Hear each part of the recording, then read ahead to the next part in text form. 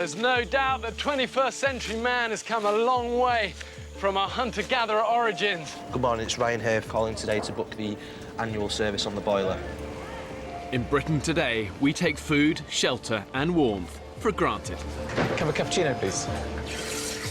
And most of us consume rather than create. I want to find out what happens if you strip man of all the luxuries and the conveniences of modern living and then force them to fight for their very existence. 13 ordinary British men are about to be abandoned on the remote, uninhabited Pacific island. With just the clothes they stand up in and a few basic tools. Spear! Yeah, spear! Spear! Keep eyes on it, keep eyes on it! It's a boa constrictor. Oh, hello, scorpion. And these guys are going to be completely alone. Just seems like it's jungle forever. Filming everything themselves. Can I pass the camera up to you? As they struggle for fire. Me first. What is this string? Water. Salt. No! Food. Yeah, I think he's dead. I have no idea where the next meal's coming from. And shelter. Have British men lost the practical skills that were once passed down from father to son? Again! When pushed to the extreme, do they still have what it takes to survive? We're all losing weight, people are on the edge. I feel like I'm gonna collapse, man. Tonight we feast like kings. 13 people will not leave this island. One wrong move, and this place will take you down. If I can guarantee you anything, it will be life-changing for these people. Can't believe it! This is dangerous, Fletch. Coming in, brace!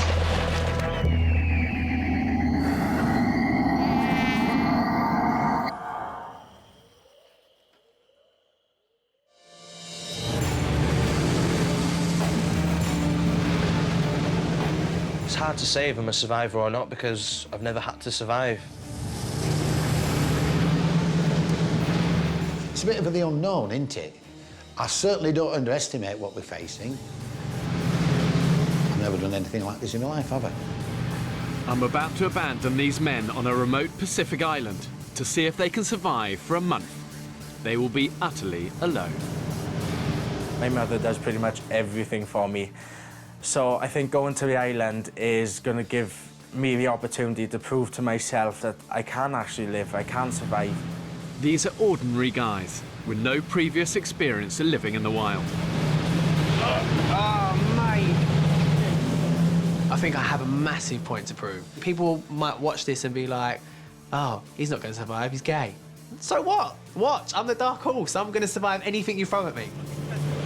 Here we go, boys. For the next 4 weeks, these men will have to survive entirely on their own wits. They have no food and only enough drinking water for the first day. OK, this is it. Yeah. We're heading in. Really, the idea behind this experiment is to find out whether modern man has lost that ability to look after themselves when they're stripped of everyday creature comfort. Without your smartphone, without your computer, can modern man still cut it? I still believe that that spirit is still there within us all, and it's not until we're kind of squeezed and put under pressure that we find that spirit, that resourcefulness, that courage again.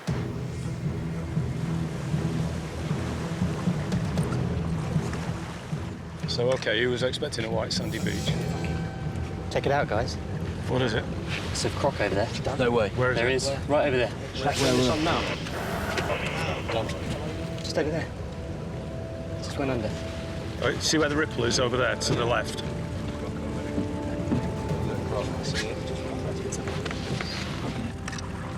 OK, guys, this is end of the road.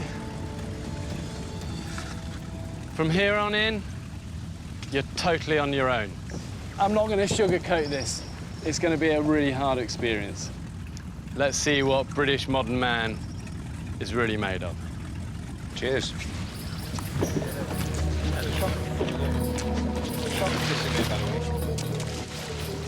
I suggest we get in a single file, because where are we going to go from here? Do we know the way? Exactly. So it's pointless all wandering off in different directions. The group has never met before. What's your name? Sam. Hello, mate. I'm Dan. They will be completely alone and have had just a day of survival training. Straight ahead, looks as if there's some land down through there. From here on in, everything you see will be filmed by the men themselves. Got it? Hey, yeah, good to meet you. Hello, buddy. Get in single file, because if you wander off, you could drop down a gully. If you're in single file... What's your name? What's your name? My name is Tony. All right, Tony. If you get in single file, fellas, if one of you wanders off, even if you're going to a gully, I'll tell you. Single file. Okay. Oh, God.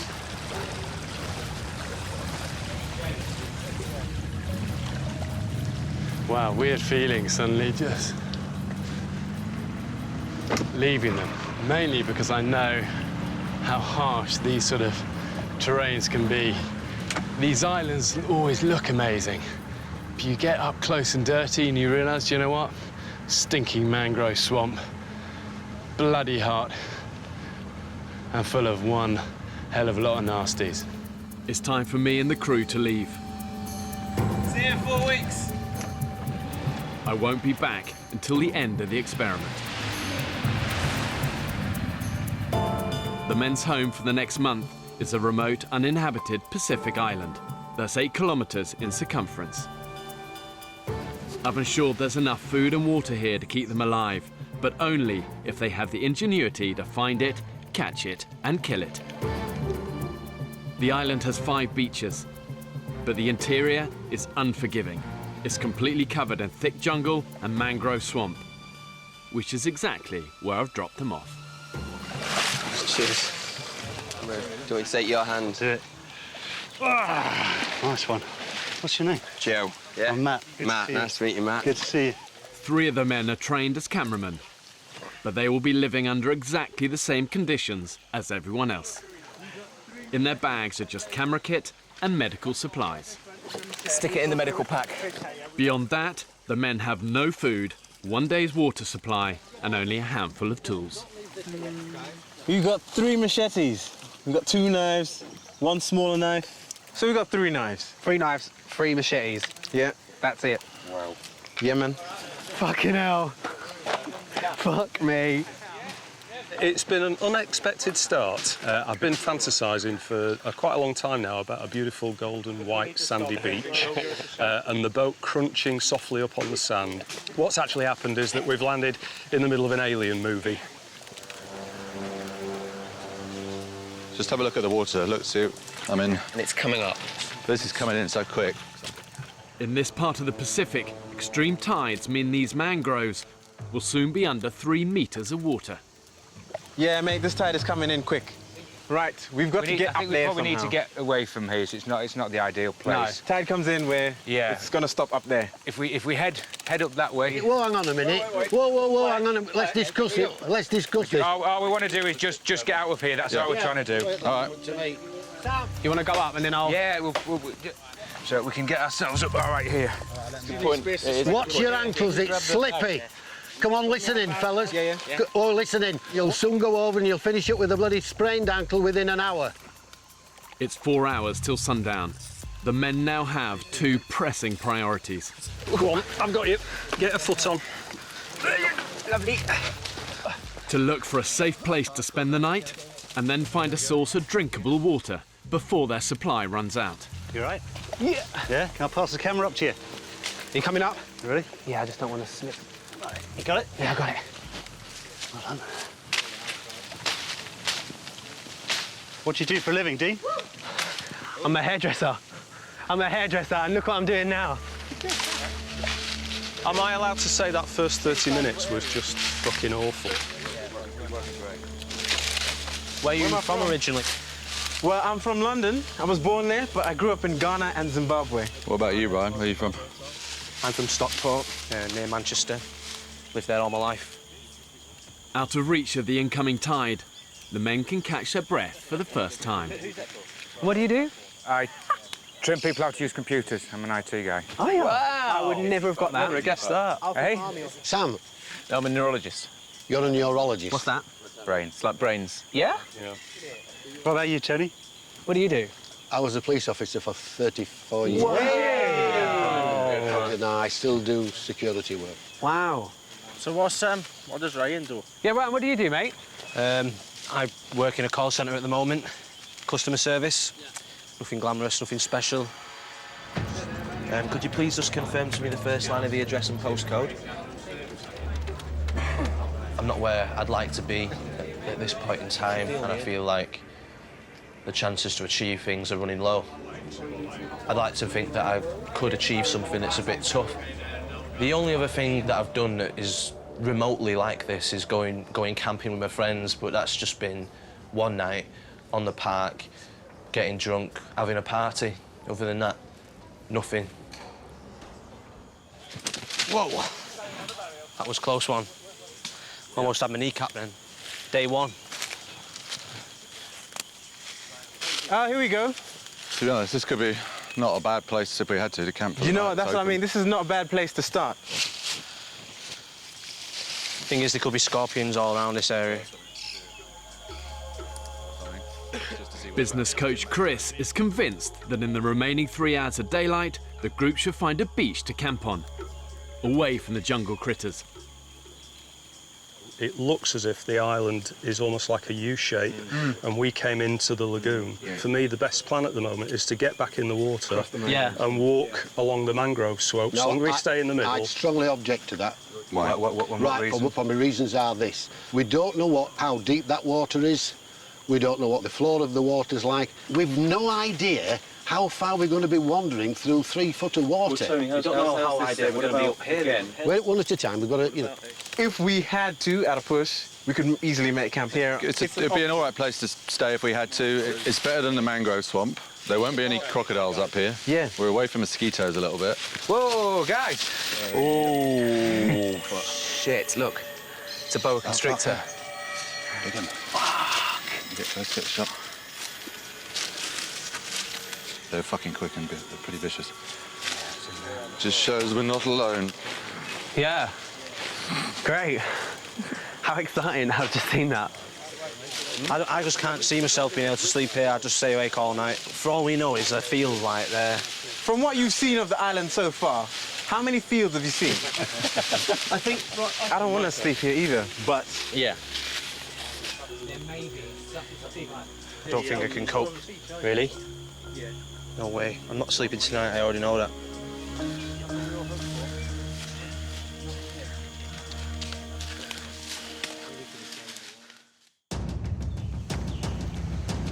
From here on in, you're totally on your own. 13 British men have been abandoned on a remote Pacific island with nothing but the clothes on their back and a few basic tools.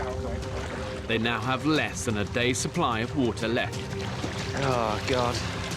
The men are utterly alone, filming everything themselves. Hey, yeah, good to meet you. I want to find out what happens when you take away all the comforts of 21st century life. Whoa. I think there's something primal and deep within us all that actually wants to know, can we still cut it? Sometimes it takes a little bit of squeezing, a little bit of pushing to find it in people. Guys, Camp 1. Yeah! Welcome to the jungle. The men have chosen a clearing in the jungle to sleep in. But with the remaining daylight, they must find a source of drinking water, as their supply will be gone by tomorrow. One option is to keep thrashing up through this way, but what we've got to consider there is that we could thrash for an hour, get to the top of a hill or something, and there's bugger all there, we haven't found any water, haven't found anything. So one plan would be some scouts go that way so the base stays here. Just be careful, the plants here are alive and they will get you. While one group, headed by retired policeman Tony, stay behind to prepare the camp for the night. Don't forget, this is your bed tonight. The cleaner, the better. See you later. Call centre worker Ryan and the others head off to scout for water. Ryan, left or right? Right or left? This way, that way? This way. Let's go then. The island is 1 square kilometre of mangrove swamps and thick jungle. The men have no idea where to head to find water, and currently it's 30 degrees with almost 70% humidity. I'm too hot and I want a drink. In this sort of heat, when you're working really hard, you can use up about 1 litre of water an hour. That's how unforgiving it is. And you take your eye off the ball for a second, dehydration will get you. And the #1 priority for them is finding water. Without it, they'll last probably about 3 days. Water! What you found, Zaki? Stagnant water. There's more over there. We found water, boys.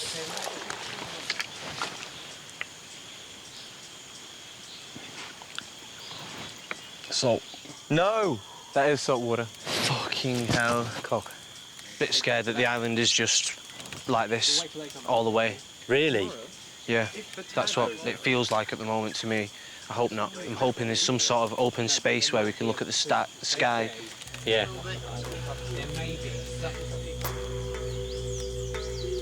Well, here we go again. Flipping heck. Hungry, thirsty.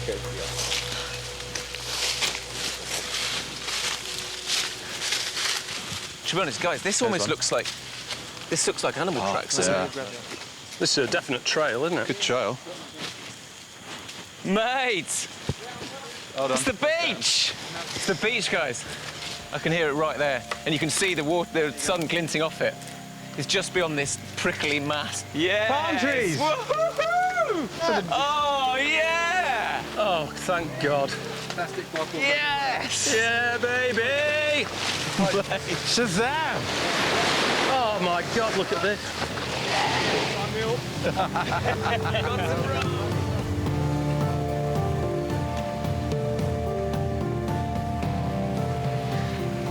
Pelicans? Wow, beautiful. It's so beautiful compared to that mangrove swamp. It's just perfect, isn't it? This is ridiculously wonderful. We can sleep tonight, knowing full well that we're going to come down here tomorrow for a dawn swim, and it's all going to be beautiful. Although I'm well tempted to just have a quick. Well, should we jump in? I am tempted. Let's have a go. Come on.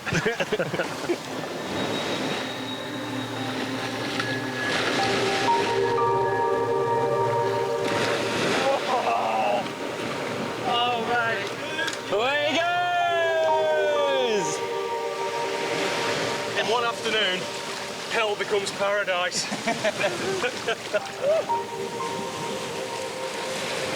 Suddenly from a dank, sweaty forest full of snakes and spiders and scorpions. It's amazing how happy simple things like just finding this is. Life may not be so bad here. Sam's been stung on the face by a jellyfish. Oh, shit. They'll take the pain away. Go there, piss in your hand, rub it on your face. And then wash your face. Can you see anything? There are no things. You can't pull them off anyway. I mean, try not to touch it. You can piss in your hand, rub it on your face, and it'll stop the pain. Just feel right, it's like right on my top lip and across my nose. 33-year-old bachelor Sam Nightingale works in London as a neurologist. You know, I'm the kind of person that sets myself a lot of challenges, you know. I'm not kind of satisfied with where I'm at. Once I've achieved something, I kind of want to set the next goal. You know, maybe that's something that makes me eternally a bit restless, but it's also something that makes me achieve lots of things, and it's kind of got me to where I am in life. Actually, it actually really stings. Just do that. I'm not pissing on my face. Let's get Do it. You sure you don't want to piss on your own I'll face? piss on your face for you if you want. Will you? Kip's preparing some now.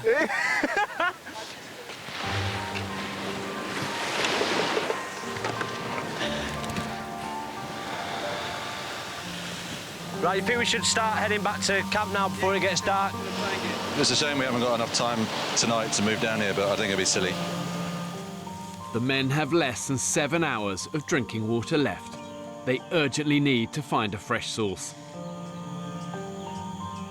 At the jungle camp, Dean and Tony have cleared a spot to sleep for the night. I was quite worried about doing this because I've only been out for a year. So, being from... Did you say you came out a year ago? Yeah. Oh, that was going to be one of the questions I was going to ask you. I came out a year ago. Lovely. Because I'm from a Romany Gypsy background. Yeah. It's harder for me to come out because everyone there is married by the time they're 17. How are you accepted by them now? Absolutely fine. Like my dad, I was most scared about telling my dad. So it's like, it is so nice. It's so nice to just be able to be myself and like know who I am. That's awesome, mate. I'm so chuffed for you. Sam, Rupert and Fletch continue to look for a drinking supply. Whoa, watch your hand, mate. Ants, ants, fucking hell. Ah, Jesus, bastards.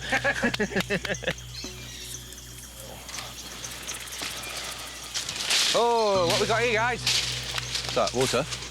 No! Yes! It's not the best colour. It isn't, but it'll boil up. We can filter it, mate. That's, Should we just make sure we see if it's fresh? Yeah. How deep's that? It's about a foot deep.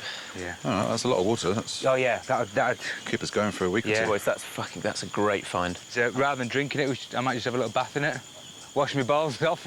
I mean, it's our only water supply at the moment. Yeah. We should probably look after it a little more. Yeah, we should have a balls out the drinking water rule. Yeah. Rule number 2.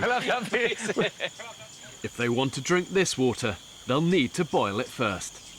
And that means they'll need to light a fire. One of the problems with drinking stagnant water is that the animals also drink from it.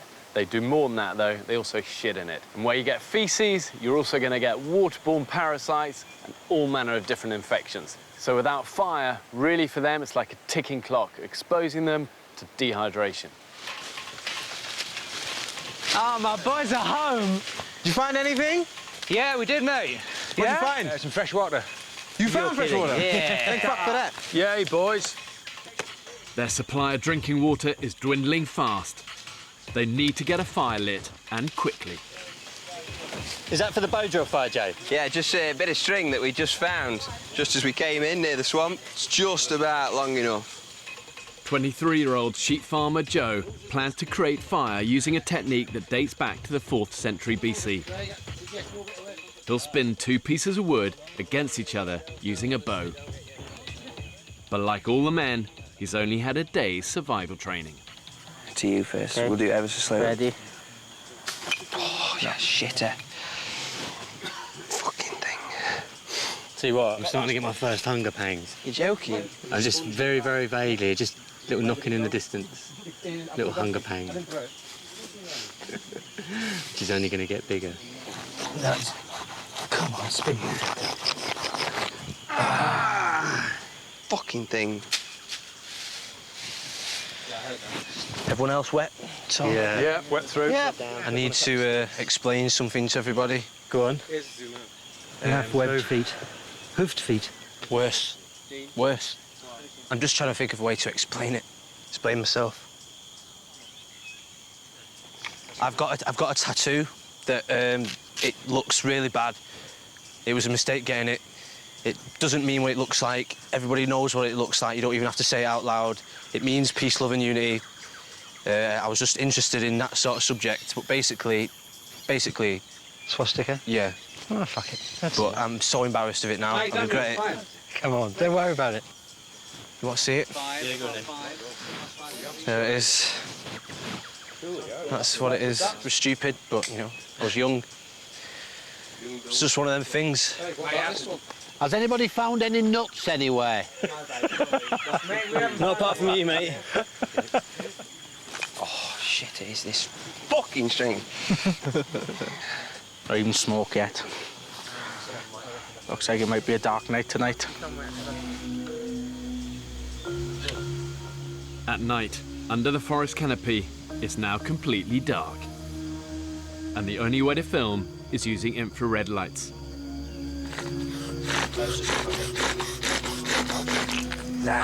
Shit, hell. After 3 hours of failure, the push to get the fire lit has now become an urgent group effort. OK, let's start speeding her up a little bit. There we go. That's good. There we go. Oh, shit house.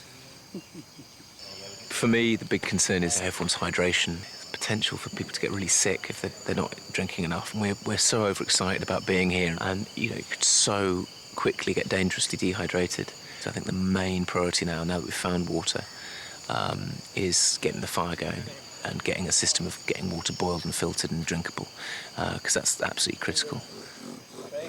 OK, let's stop there, Fletch. Stop there. Stop there. I am in the pitch black. I am genuinely so scared. Oh, Grandpa, he's gone to sleep. Oh, is he? He's snoring. Is he? How do you manage that in this weather? I don't know. This is the last chance. If we don't get fire, we go to bed.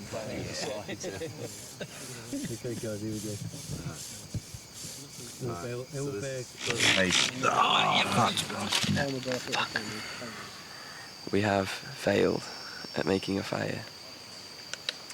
I really thought, I thought we'd be able to do it. And I don't know, I feel pissed off, feel really pissed off. Hopefully nothing's going to crawl on me in the night, but I'm going to try and not think about it, try and get some shut-eye. Have a day off, we are fucked, man. Absolutely shattered, to be honest, yeah. The men only have a few hours of water left. If they can't light a fire in the morning, their time on the island will be over. What is that on my leg? I am cacking myself.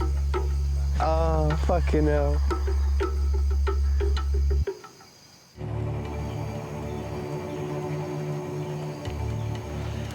I've never slept on the floor like that before. It weren't nice. It really weren't nice. Dawn, the men's first morning on the island. No, that wasn't good. I got an hour towards the end, but yeah, just couldn't sleep. It was just so uncomfortable. So that isn't a very good pillow. didn't quite get it. Tried to turn it on his edge for a while, but it didn't really do it either. I had a man sandwich. It was really nice. I was the Frankfurt and I had 2 rolls. Yesterday they found a stagnant pool of water, but without fire, they can't purify it. This is all we've got left for our drinkable water for today. The risk of dehydration is now critical. Let's have a bit of a meeting. But I mean, I think everyone agrees our priority is getting a fire because that leads to everything else. Water, food, you name it, so. I think we just really sort of break it down to real basics here. I think we've got to get stockpile water, we've got to filter it, and we get a fire. If we can get that happening today, because if we don't sort those 3 things out, filtering, water and fire, then we'll be in trouble. And today's going to go quick. Turn off the infrared, there we go. The men head to the beach to search for dry wood to make fire.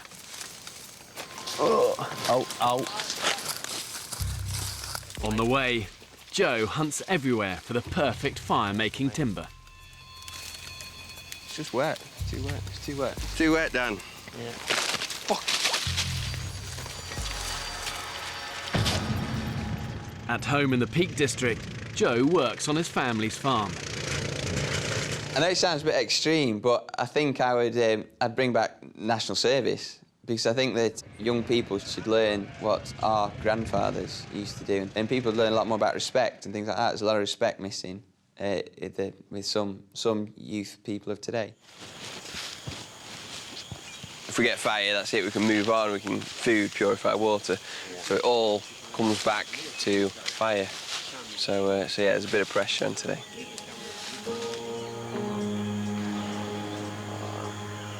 This is going to be the first time some of the guys have seen the sky since we got here. Oh man, this is a dream. The world! Welcome to paradise. Oh my God! Whoa! This is mate, this is bollocks. Oh, look at this. It's just like loads of containers. This is just a council tip, basically. The amount of rubbish that is washed up on this beach is horrendous, really. But I suppose for us, it's a blessing. Mate, that's a find. That's perfect. How many to find a hammock? Yeah. One thing that staggers me with these desert islands, however remote they are, is just the amount of trash you get washed up on the beaches. But for these guys, they really need to embrace the fact that one man's trash is another man's treasure. The men are on the island with only the bare minimum. This debris, discarded by ships and washed up on the beach, could be a lifeline for their survival. Can I just take the opportunity to introduce you to the 14th member of us? He's our survivor. Give a big round of applause for Percy the pig. After a night in the sweaty jungle, The beach is an ideal place to cool off.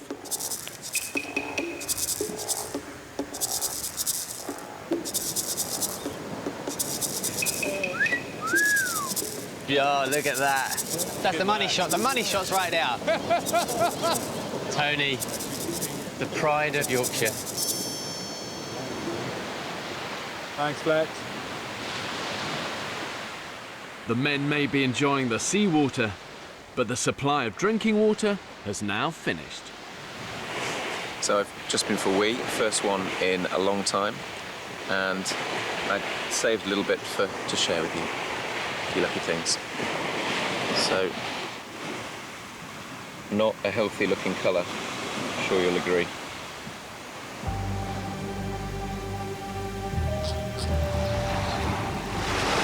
I think we've got an injury here. IT trainer Mike Fletcher is in trouble. Come up to the camp. Yeah. OK. Look out if you've been poisoned or not. Yeah, I don't know either, mate. Come up, I think the best This area of the Pacific is notorious for deadly stonefish.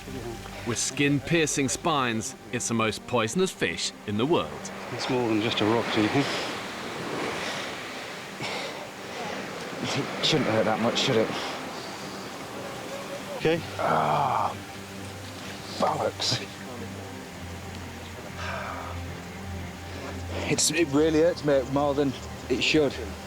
Sit down, sit down. I don't know whether Fletcher stood on like a fish. Oh, really? Or whether it's a graze on a rock. Leakage engineer Craig is also a part-time St John's ambulanceman. Can't see anything inside there. That's just fresh blood coming out of it. So I don't think you've... I think it's just a rock. With a puncture wound, you normally just get 1 point. Yeah. But this is quite spread across. Cool. I think you might live to tell the tale anyway. Oh, I'm guessing I'm not going to die. That's my prognosis. Yeah. It's very tricky. It lulls you into a false sense of security, this beach. I think when you're in the jungle and all the mangroves, you're sort of, you know you've got to crack on, but you hit the beach, and of course we're so used to hitting beaches and just relaxing. But actually, if we don't get fire today, people will start to ask the question, can we ever get it going, you know? Joe and Dan have found some driftwood, and the desperate quest for fire continues. Right, let's just start, and that's it. Start it like that. Fucking hell, this rock's good. Is it? Yeah. What, compared to last night? Yeah. Okay, oh. Let's see. Keep going, keep going. Getting tinder, got some in there. Through friction, they need to heat the tip of the wood to create a smouldering ember. What's that? Hold it. Put it away slowly. No, there's no ember. No. Motherfucker. Fuck.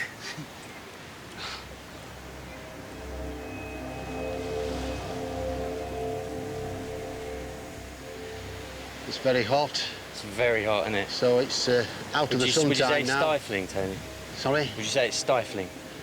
I've never known it like it. The thing is this, yes, I've been as hot as this, but this is constantly hot. Yeah, it doesn't let up. It doesn't let up. Here we go. The drier, harder wood should give them a better chance of starting the fire. Start nice, that's it. Let's just get it going up and down. That's it, like that. In the midday sun, the temperature is now hitting 35 degrees. That's it. Ah, start. I've got a stinking headache. Have you? Oh, God, I'm hot. What's that? I said, God, I'm hot. Energy levels are flagging. Are they? I'm very hot. Are you finding your concentration a little bit wavers? Mine wanders a little bit. Mine. I think my concentration will be a bit more focused when I'm happy that there's an unlimited supply of water. Yeah. This temperature, we need water quickly. We've found the fresh water. It's a stagnant pool. We need to boil it. It's a little bit desperate now.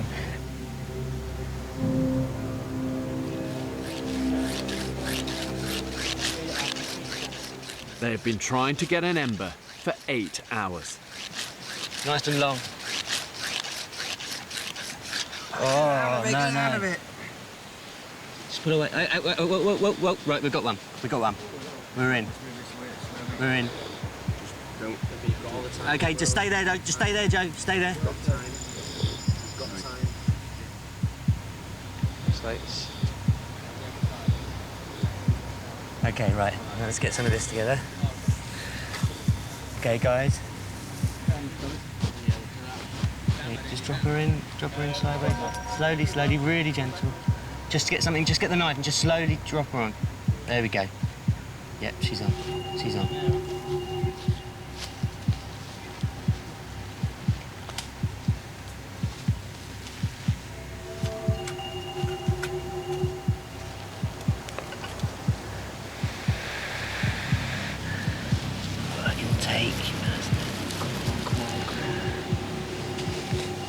Motherfucker. It just didn't take. I need to sit down, man. I'm struggling a bit right now. Yeah, I am, not gonna lie, I am. I'm too hot and I want a drink. Yeah. The lack of water is having an unusual effect on Rupert. I think you're definitely dehydrated. Seriously, my piss was the colour of Guinness. Yeah. It is not good. It was not good. And I've just pissed out so much liquid just walking up there. So it's getting serious a little bit, so we need to... It is. We need to sort of up the ante a little bit. This is 24 hours in. Right now, getting this fire going is just crucial. And if it doesn't happen today, then I think we're really going to start getting into trouble. I am concerned now. I really think we need to pull our finger out.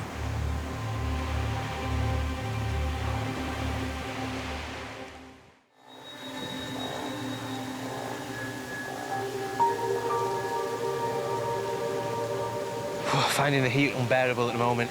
It's the first proper midday we've been on the island where we experienced the heat without any water. Halfway through the men's second day on the island, and it's over 30 degrees in the shade.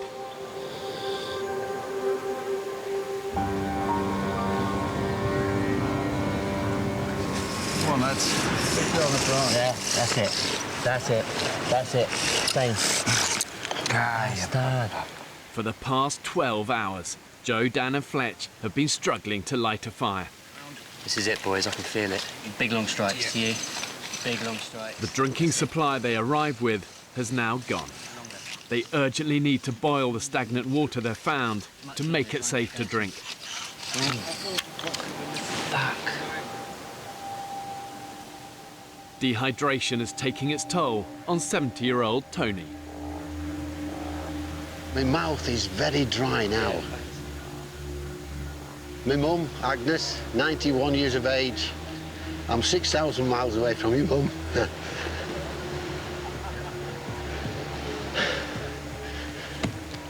Doing well, mate. And I'm missing you. Yeah.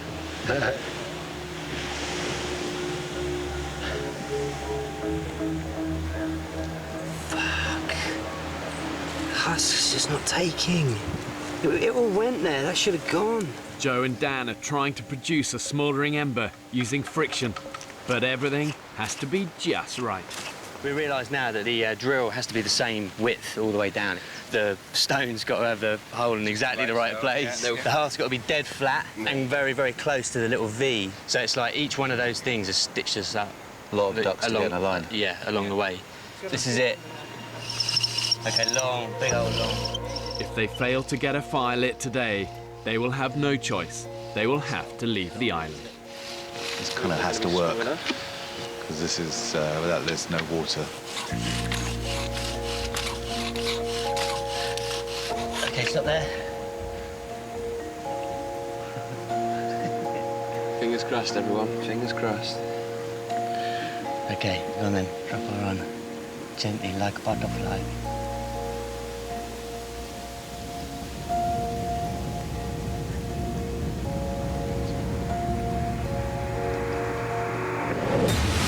Oh my This is it. This is it, guys. Oh yes. That's the best moment of day 2. Oh my God. Wow, we got fire. Oh my God. How's it looking, Fletch? It's the most beautiful thing I've ever seen. Oh my God, look at him. Well done, Dan. Well done, mate. Well done. Well done, mate. Nice, well done. That's how it goes. I think 5. That needed to happen today, and I've been getting headaches this afternoon just from dehydration. The team needed water. Well done, man. Well done, lads. Well done, boys. The pool of life. I certainly had kind of visions before we came of at least some kind of running water and some little pool where we could wash clothes and ourselves in fresh water. As long as like no animal comes and dies in it, it should stay reasonably safe. Not quite heavy, Anne. This is the first go at boiling the dirty water. The fact that it forms a head isn't very reassuring. No. Rupert and Sam are using the tins found washed up on the beach to boil and sterilise the water. That's it. Done. That's kind of got to be at least 1.5 litres in there, maybe 2. Yeah, it's only like 39 tins we have to boil in one day. Seriously? 39 tins a day? It's a lot of tins every day. Ah, she's up. Rolling boil. Look at that.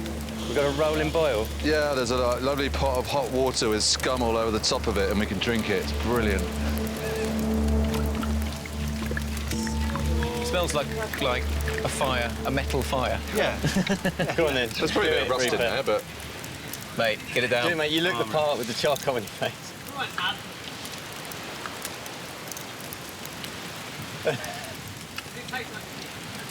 Yeah, a bit like tin.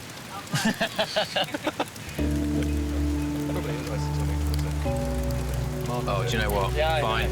Yeah, fine. It does the job, right? Gentlemen, we have water. What do you reckon, Stevie? It's not bad. It's all right. It's just, I mean, not bad at all. It's kind of like the weakest cup of tea you've ever had in your life. Tony, brought you a brew. It's a desert island version of Yorkshire tea. Please enjoy. Smells good. Looks good. You're good health, gentlemen. Happy? It's bloody delicious.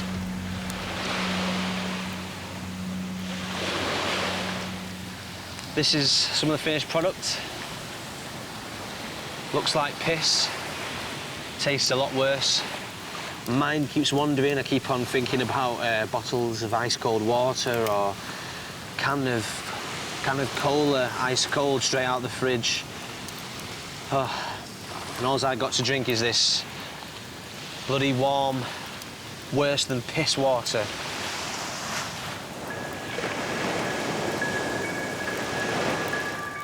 It may not taste great, but the men now have a reliable source of water. Their next problem is where their first meal comes from. I'm properly hungry. Oh, yeah. I've got a knot right there. I just want something to eat. I'm starving. We've been talking about water all morning, and in 10 minutes the conversation's just switched.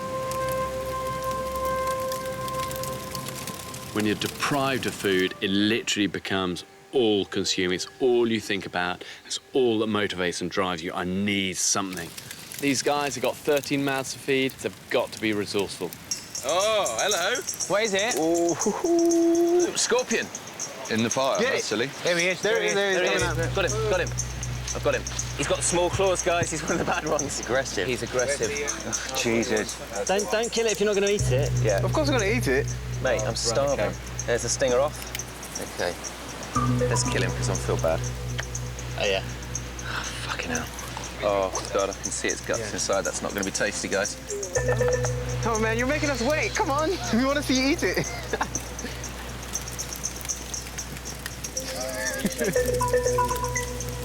Okay, guys. Come on. Good. No, just down in one.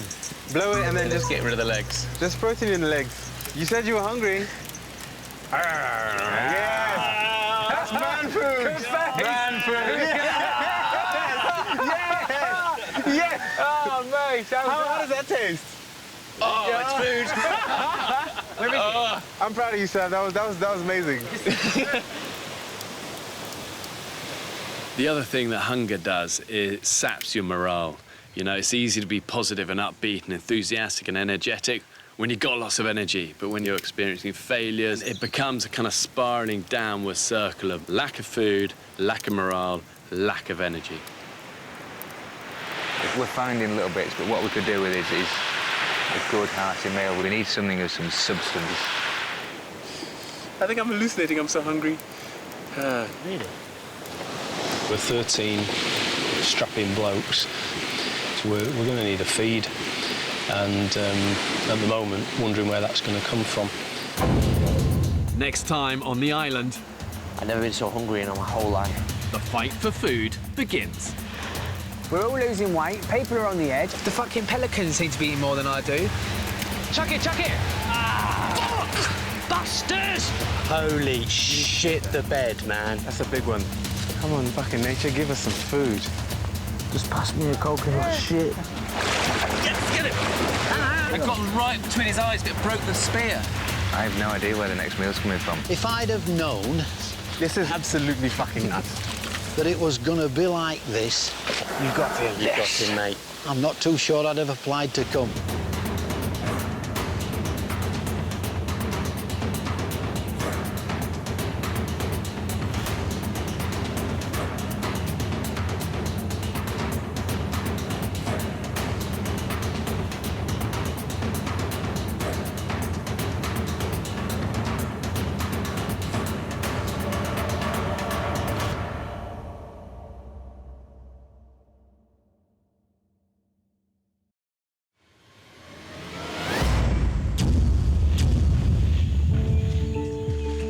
There's no doubt that 21st century man has come a long way from our hunter-gatherer origins. Good morning, it's Ryan here calling today to book the annual service on the boiler. In Britain today, we take food, shelter and warmth for granted. And most of us consume rather than create. I want to find out what happens if you strip man of all the luxuries and the conveniences of modern living and then force them to fight for their very existence. 13 British men have been abandoned on a remote Pacific desert island. With just the clothes to stand up in and a few basic tools. And these guys are going to be completely alone. Oh my God, yes! Filming everything themselves. OK, got him. We've landed in the middle of an alien movie. When pushed to the extreme, do they still have what it takes to survive? It will become Lord of the Flies. Did you just wank a sign towards me? And then we start sticking some of the weaker ones on a raft and send them off to another island. It's so important to look after each other and never, ever give up, even when it's all going wrong. Nice. One of them is going to say something. I'm going to let them have it. This is dangerous. Coming in, brace!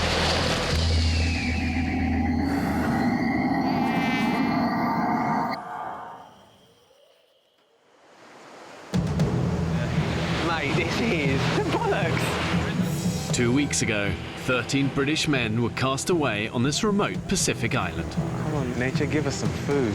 They're alone, with no provisions and only a handful of basic tools. You got it? Yeah, I got it. 3 of the men are trained and experienced cameramen. There's not a piece of gear that I couldn't pick up. There's just sand all over it. But they are living under exactly the same conditions as everyone else. So far, they've had one big hunting success. Thank you, gentlemen. Good on you, Ed. But now, they're living through famine. I would eat a scabby horse in between 2 piss-soaked mattresses. And frustrations Stairs! I think it broke my hand. have reached boiling point. Why can you overrule somebody by shouting? I've nothing more to say. The island has almost claimed its first victim. Ryan! His He's an idiot. How people die. 13 people will not leave this island. Let's just see how shit goes down now. I feel like I'm living in like Epping Forest. In Epping Forest? Yeah. Do you get tarantulas in Epping Forest? No, but you get big Scorpions? spiders. No. No? Bell constructors? No. Just a load of doggers. There's doggers. A lot of doggers. The men have now been scraping by on starvation rations for 2 weeks. We've decided to call this island Surely Island because, well, you know, we keep saying, surely there must be more fish. Surely there must be pigs. Surely there must be other things we can eat other than snails. Energy levels are at rock bottom. Today's been a struggle, just a physically hard struggle to do the simplest things. We've got one fish that came out of the gill net on our beach this morning. I've got 3 portions left for team malnutrition. It's Tony, Dino. So the disappointment of not having enough carbs and food in general is kind of contributing to the mood in the camp. I'm so hungry now.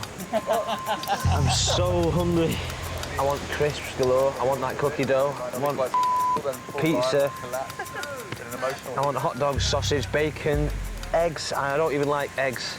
That's because you just talk about food all day. You're torturing yourself. Just pass me a coconut shit. For me, survival is feast or famine. I think that's quickly becoming apparent. There's no steadiness to our food. Here you go, mate. Come on. Come on, just tick. That's it. We've got no means of preserving the food that we catch. So when we get it, we have to eat it, and when we haven't got it, we're in a famine situation. How's that lovely coconut bone? We've not hitting the spot. This is one of the most serious cases of hunger I've ever seen. It's extreme. I don't think it's going to end. I remember as part of our combat survival training in the military, one of the things I learned is actually just how hard work it is, the business of surviving. You know, all day you're working to collect water, find food, repair your camp, protect your fire, find firewood. You know, it's a constant process.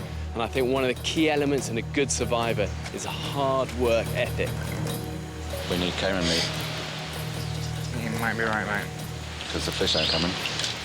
They've all buggered off. Rupert is determined to keep scouring the island for his toughest prey.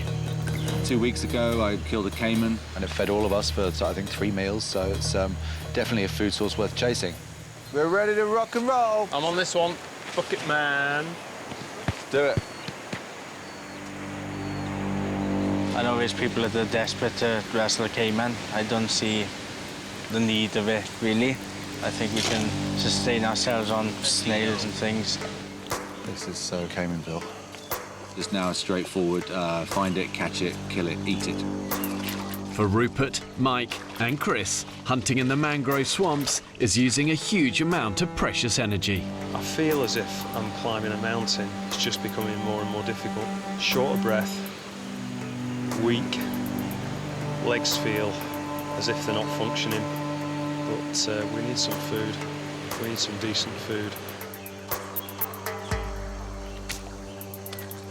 We've seen hide nor hair since that first one. Mind you, if we did find one, we'd be too knackered to catch him. Yeah. Well, stop whinging, carry on. Have this filled in no time. Yeah, it's easy when there's 3 of you. It's got to be about over 100 in there already. Nice and easy meal. Really easy, they're just everywhere. Saki, Ryan and Joe gather snails, the grim staple of the men's diet. It tastes better every day. It's a shame they're only 1 calorie each. There's certain people who have an eye for foraging. You've got certain people who are better at physically catching things. Everybody who's here is able-bodied, but some just work harder than others.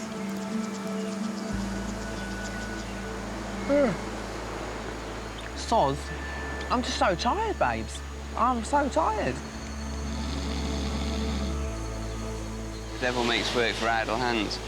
You keep busy all day, you keep your nose clean, but, you know, if you don't keep busy, then it's going to bite you in the backside. Just in the last 2, 3, 4 days, all I've seen with Craig is is Craig lying around, and I think that's wrong. It's bloody hard. It's hard. You want to do so much, yet you haven't got the energy in order to do it. He's not pulling his weight, and at the moment he's on a free ticket. You know, he's getting a free lunch every day.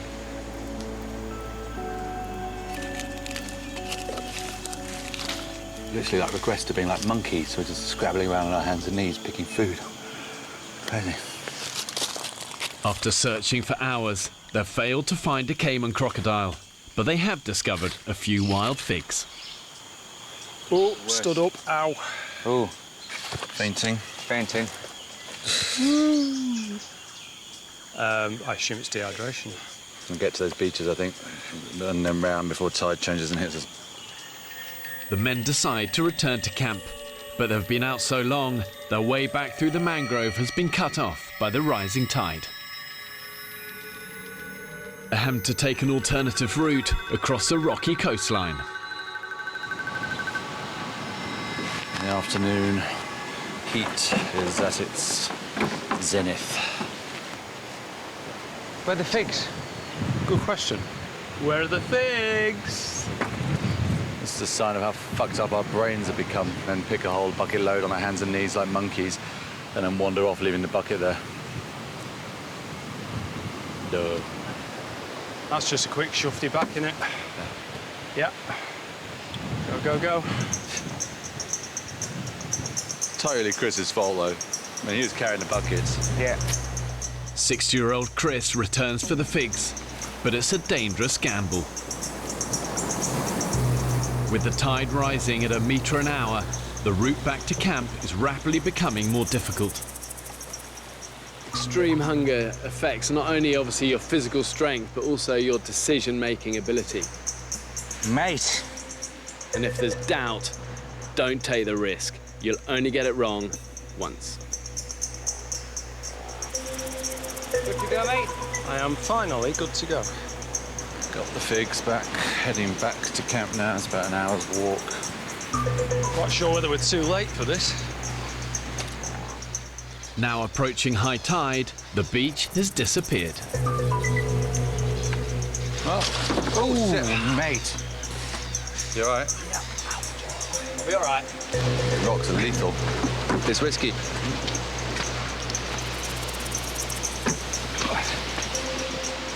Oh shit, it's a chasm of doom. Means the trouble with this route is we've got all these little gullies that just get worse and worse. Justify and jump.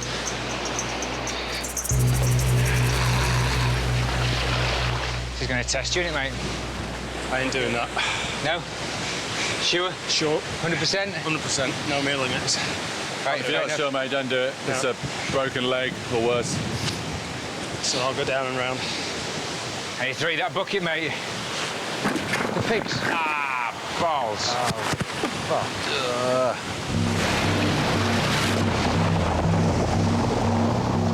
Unwilling to risk the jump, Chris has no choice but to take his chances in the sea. Come on, mate. And Mike follows. You know. Maybe tough, mate. Yeah. The currents on this stretch of shoreline can reach 6 knots, powerful enough to pull even the strongest swimmer out to sea. Jumping the ravines, Rupert's made it ahead of the others. Chris! Brace! Okay, and move. This is fucking dangerous, Fletch. That's it, mate. Quickly as we can. I'm really worried about this bit. Keep a really good hold, hold, hold. Let's go. Brace! Let's move. Yeah. Coming in, brace! Oh, God. Okay, okay. And again.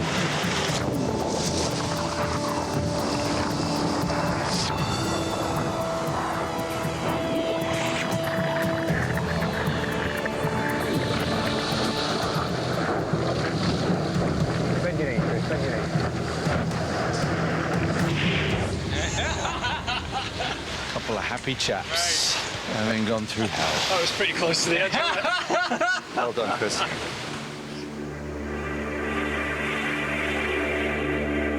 The exhausted hunting party returned to camp with only a few figs to show for their efforts.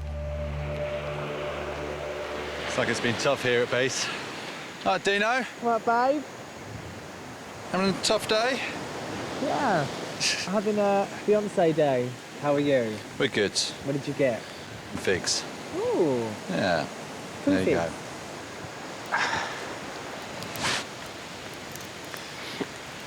We staggered back into the camp, and there is Club 2130, all flat on the backs, storing the bloody heads on.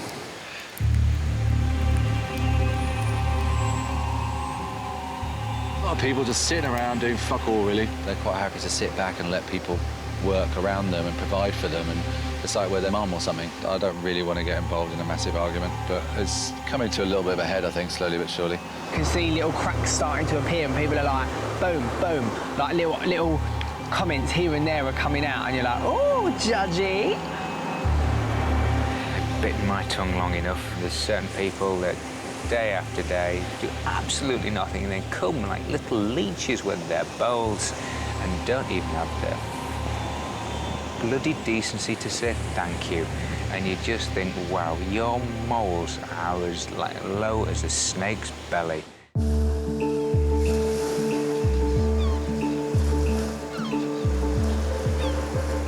This is the life here, guys. Oh, I feel like the Kardashians laying here. This is jokes. I got a couple of sardines baking for dinner. It's mid-morning. The 4 youngest members of the group are sunbathing. One of the team there, and I won't say who, just said, I can't wait to get home to play my PlayStation. That is how different we are. I cannot comprehend why you would look down there and go, God, I wish I was in my mum's house. Yeah. You know, in my bedroom, playing on a PlayStation. But it's fucking moronic, isn't it?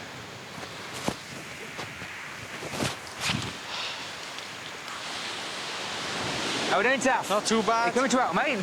Going for my daily exercise. Do you want to tow this net out for us instead of walking?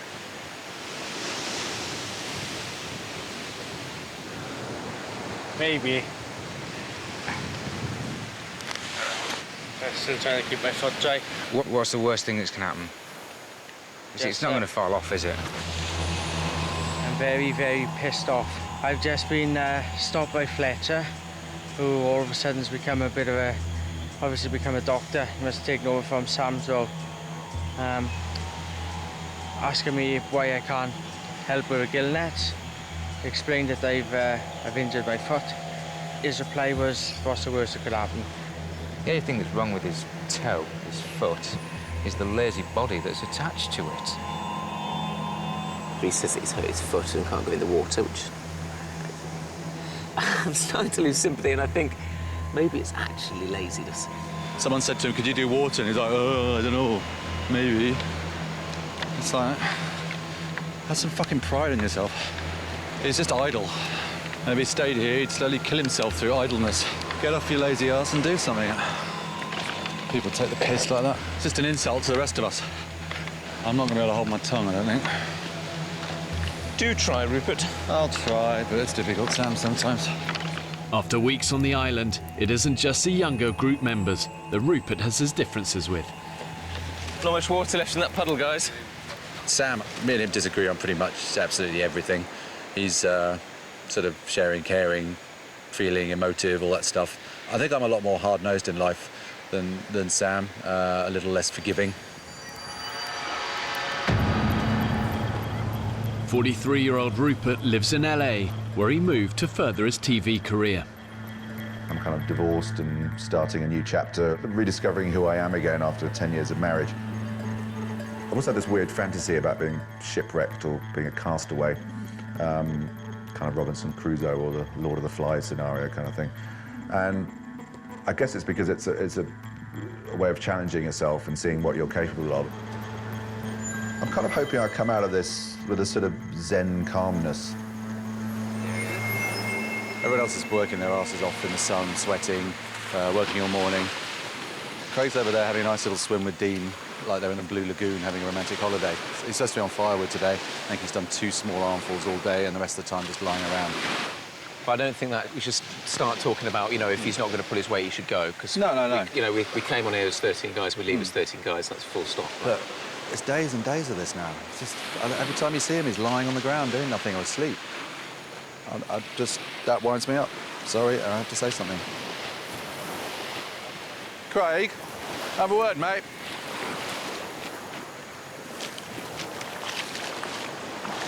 If you don't notice everybody else is kind of working and sweating and all that, what have you done today? I've just been down there and on firewood. I've just been down there around the beach. I know, I saw you walking there and come back, but you didn't come back with anything. Yeah, well, I'm trying to find firewood. There's a lot of firewood, mate. A walk down the beach and coming back with empty arms isn't really doing it, is it? Sticks. Did you get some? I couldn't find any. You can't find little sticks. Mate, come on, why are you here? Why are you here? I don't know, I asked my question now. I know. Myself back quite a lot to go, so I know. I'm fucked off with I know, well, don't walk away. I want to talk to you. All we're asking is that you kind of make an effort to help with the group, and that's kind of just, I'm not seeing it. I know you've had injuries and stuff like that, it's fair enough, but you're walking around now, and I just want to be able to see. So all you want to do is bitch, and that's all. I'm not bitching. Hey, grow up, don't walk away. Why are you here? Same reason you were here. I doubt it, because I seem to be doing a very different time on this island than you are, so. I don't want a camera in my face. I haven't got time for fucking arse. I don't know who the fuck he thinks he is. He's exactly the same as me on the island. I don't care what job he does. He's exactly the same as me on the island. And he hasn't got no fucking right to come and speak to me like that. And I walked away from him because my temper rises very quickly. Let me tell you. Yeah. And then when he's going, oh, that's how the deal is. Yeah? That's a man way to do it. Fuck off.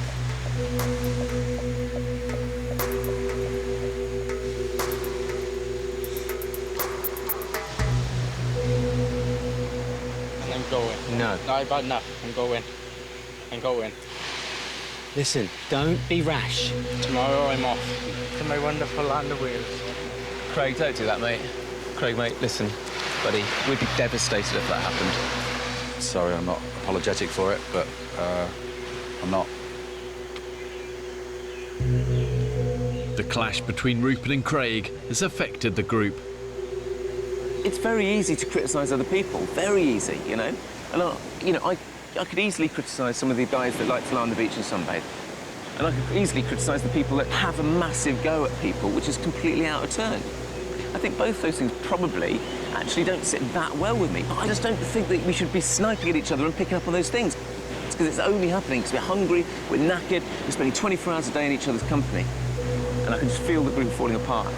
Because that's my biggest fear here, is that, you know, at this point, when we've done so much, it starts to break up. And that would just be a disaster for me. Get this shit. The group has barely eaten anything in days. I've ensured this island has enough water, animals and vegetation on it to keep the men alive, but only if they have the ingenuity to find it, catch it and kill it. It seems to go quite quiet inland. Not much life. Rupert and the hunters are scavenging the forest for anything to eat. Really? Yeah, maybe. Oh, we can get down to the beach here again. Rupert! Look, they got something. Woo! That is what you call a yucca. Yes! Solid carbs, mate. Wow. Solid carbs. Just one? No, mate, the forest over there to somewhere over here. Really? Yeah, mate, and they're just popping out the ground everywhere. Welcome to the yucca forest. Oh, wow. That's the yucca right there. This baby here. The yucca has edible potato-like roots. You wait till you get some good carbs in your belly. Very happy. Let's go and tell the boys. For maximum efficiency, really you want to be getting about 60% of your energy from carbohydrates.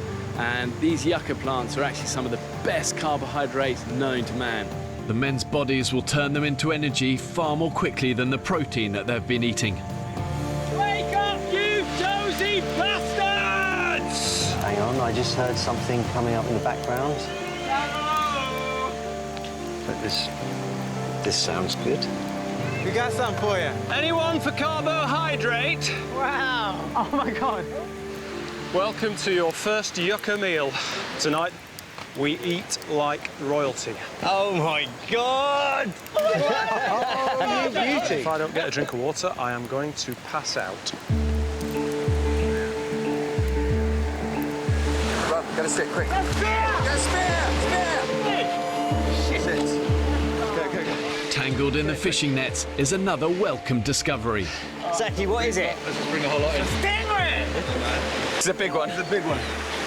Watch out for that stinger. He's done. Holy cow, that is massive. He's done. Shit. Fish and chip for dinner.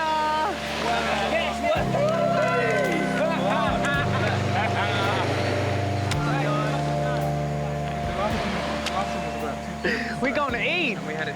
The Stingray is big enough to feed all 13 men. Wow, it totally lifted spirits just when they needed lifting. I think everyone was getting into survival slump, I guess. I think surviving in this environment is feast and famine, you know, the waves of feast and famine, yeah? Yeah. And today we're having a feast.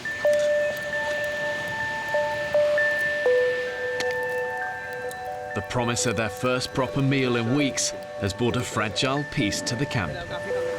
We don't have champagne. We don't have a DJ. But now, it's party time. Oh, look at all that meat, man. They look a little bit like a haggis, don't they? I've never had haggis.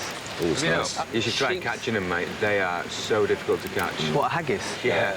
But they've got one leg shorter than the other, so they can go around mountains a lot easier. Really? Yeah, they're crazy. They're going to go one direction. Yeah. So you've got a clockwise and anti-clockwise one, and they're completely different species. I've never seen a haggis. Yeah. Is there any haggis here? No, you only get them in the Scottish Highlands. Sort of purpley, aren't they, Fletch? I'd say more mauve. Yeah, I was going to say mauve. Well, the animal's mauve.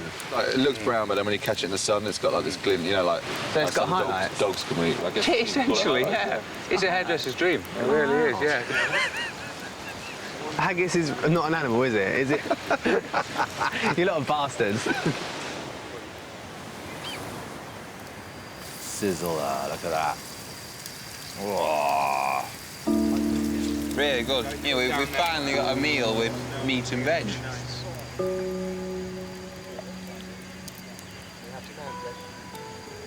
Sounds good. It's literally what dreams are made of. After being deprived for weeks, the men are now experiencing a serious carb high. I'm in a happy place. Sam sees an opportunity for some team bonding. I'd like to do some kind of fun stuff as a group, like playing a game of rounders on the beach. I'd like to just hack away up there and build a little chill-out area where we can sit back and watch the sun go down. I'd like to make a big bit of beach art that has actually no practical purpose at all. I really would love to see a leatherback turtle. I'd love that. We've just had a meeting about where we're at, and I think there's kind of obviously two very different sides to the camp now. They want to build sculptures, they want to play rounders, and I know where my priorities lie. We're still at the basic hunter-gatherer stage, and we're living paycheck to paycheck. We haven't got tomorrow's food. It's out there in that sea, hopefully, stuck in the nets. If it isn't, we're fucked. So, as far as I'm really concerned, the rest are in club fucking cuckoo land.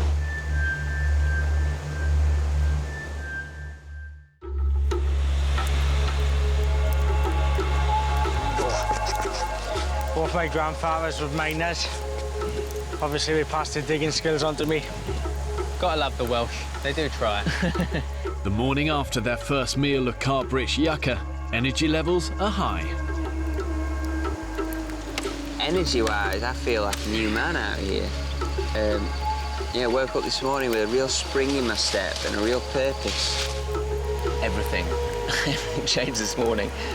We've got food coming in, we've got yucca, which is there. Loads of it, it's going to keep us going. It's a massive, massive breakthrough. Up to now, the group's all-consuming focus has been about food. But humans require much more than just food and water to survive. At what point do you try and move on from this hand-to-mouth existence and start trying to improve the quality of their lives? We've just found this amazing bit of driftwood.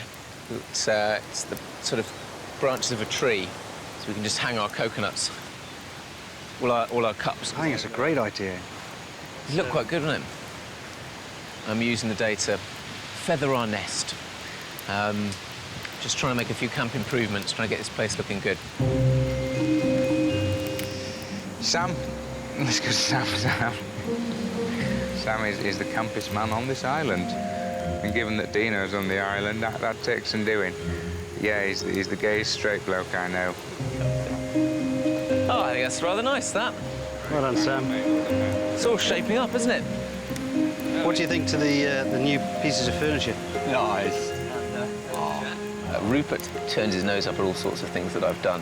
You know, hat stand and coconut tree. All these things for me are part of creating an environment that we want to live in, that we're happy to live in. But for him, they're an unnecessary part of survival.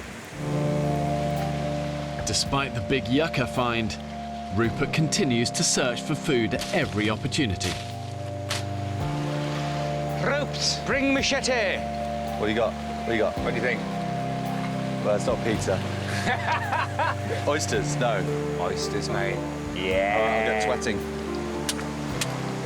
I didn't come here to play house. It's all very well making a camp look pretty and building little things to put mugs on and all that kind of stuff, which is great and it looks nice, but our priority should be finding food because I don't think we're out the woods yet. Fuck me! Huge! And it's like, I don't know, everyone's just kind of sort of crossing their fingers and hoping, and that's not really a way to survive. That's gambling with your lives a bit. I mean, Sam's building a swing. Whee! No one's cooking, none of the other shit that he's doing around. It's just like, come on.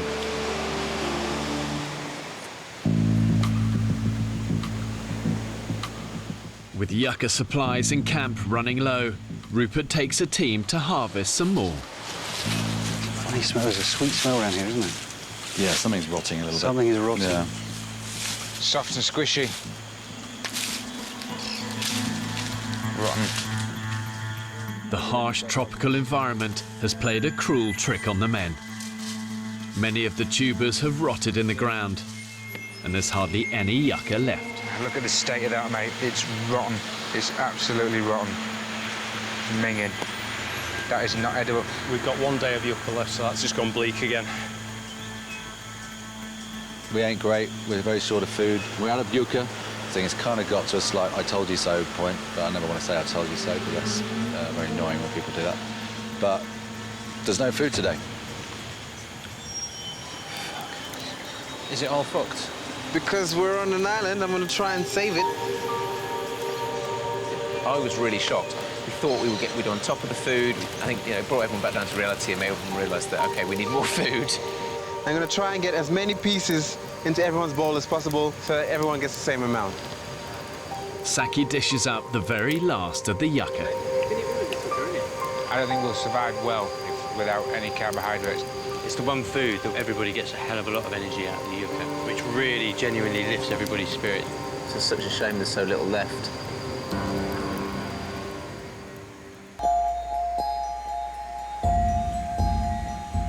It's pretty obvious to me that we're running out of food. They've searched everywhere. We're running out of energy. We need food, and we need it for tonight. In camp, the men discuss the best way to feed the group. Do you think Cayman is an important food source? It's a good source of protein. It's not fish and it tastes nice. For Rupert, hunting down an old enemy could replace the yucca and feed the camp. I think the Cayman kind of catapulted us from sitting around eating snails and nothing to giving us a big energy boost to doing a whole load of stuff. So who's to say that couldn't happen again? It is not necessary for the survival of our community to kill Cayman. Gill nets have provided, you know, more protein than many Caymans combined. We might get 2 or 3 days of no fish. Could be on snails again every night. Who wants that? It's about stepping forward, isn't it? And stepping upwards and moving on. Trying to find one of these prehistoric toothed beasts that could rip off your arm and maybe catch one and return a hero has become a little bit of an obsession. What do you reckon? Kip. I think you're full of shit. We should be hunting those pink elephants. They're the ones that are bugging me. The reality is they're still very much kind of living hand to mouth, and there's no guaranteed food source that they can always rely on. But my view is the real enemy is actually the disunity in the camp. Do it. Despite the differences of opinion, Rupert sets out once more to hunt for Cayman crocodile. And I am joining Fletch and CB on the search for more food. Each time a group heads to the mangroves, it takes up 2 or 3 men. It takes up a huge amount of energy, it takes up water, and it takes up time. Those resources could be used far better. You know, we could catch fish, we could knock down coconuts, we could pick snails, all the sort of stuff that's easily available on this island. But Saki and his team of snail gatherers think the answer to feeding the group lies on the rocky shoreline. Snail gathering has probably been one of the most important jobs we've had since we've been on the island. Yeah, I completely agree. When times get hard, you've got to knuckle down and make sure that you have the bare necessities. The glory of the Cayman hunt or the full belly of the snails, I choose the full belly of the snails. I just love the adventure and trekking through the jungle, hacking away. It's the nature of being here and surviving. Ah, it's muddy! That's really muddy. Ah, bollocks. This is a stupid plan. This is where the food is, gentlemen. To get the food, we have to come in here. Look at that. That's unbelievable, isn't it? All right, onwards. Snackering. Yeah, a little stuck in the mud. And the problem with this is that we're moving at about 0.1 miles an hour. And a Cayman can probably skitter across this stuff in about 20 miles an hour. So right now they have us at quite a considerable advantage. Rupert's just an egotistical alpha male. Wannabe, I'd say. He's constantly imposing himself upon the smaller people that he deems aren't as valuable as he is. He wants to be Rambo, let him play Rambo. But that's pointless. That's detrimental to the group. Success? Oysters and figs. But oysters and figs are not enough for Rupert. He's got a new idea. We're going to go Cayman hunting at night, because the only way I think we're going to catch them now. Nights is when they hunt, so that's their element. The danger side of it goes up considerably by doing that. But it's a risk, I think, that's worth taking. Tonight, Saki, me and Dan are going out in the swamps to find Cayman. It's not going to work. Pipe dream. It's not a pipe dream. No, I don't think it is. Really fucking caught one, so...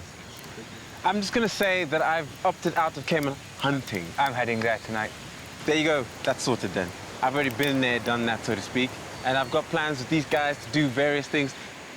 Saki suddenly announced I'm no longer anything to do with the so-called Cayman hunting, which, I don't know, struck me as kind of somewhat arrogant. He didn't seem to have the balls to talk to me personally and say he wasn't going to do it and come and do it. I don't know why he doesn't want to do it. He hasn't said. He hasn't spoken to me since, to be honest, and I haven't spoken to him.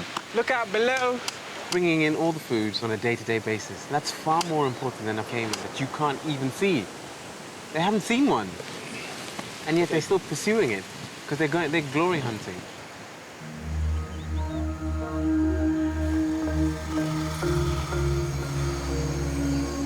I just hope I don't come across as too kind of crazed loner. But long term, I think they probably agree with me when they're starving. So I think I'd like to feel I'm still right. This time, along with Chris and Mike, someone else is up for the thrill of the hunt. Just about to get ready now to go out into the mangrove for a bit of night Cayman hunting. Some of the guys were going, and I just thought it sounded too exciting to pass out. Right then. Let's go. See you later. See you later, Zach. Luck, boys. See you later, man. I am excited by the prospect of nighttime Cayman hunting, like any red-blooded male. But it seems like a bit of an insane expedition, really. Oh, shit. In the tidal mangrove swamps at night, the Cayman crocodiles themselves will be hunting their prey. My concern is that don't stand a chance in the water with them. Because we can't wrestle it in wasting water. It's just crazy.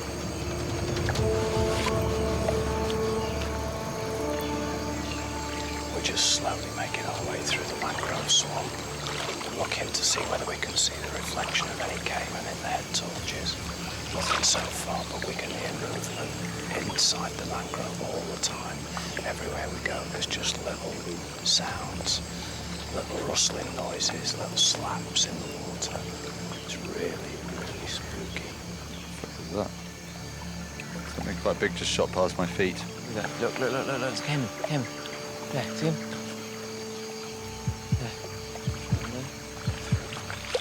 Rupert and the men are on a dangerous night hunt for Cayman crocodile in the pitch-black mangroves. Well, there's something, I can hear it.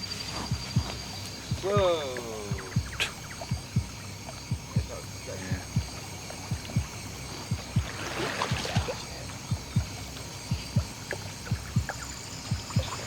There's a lot of funny noises.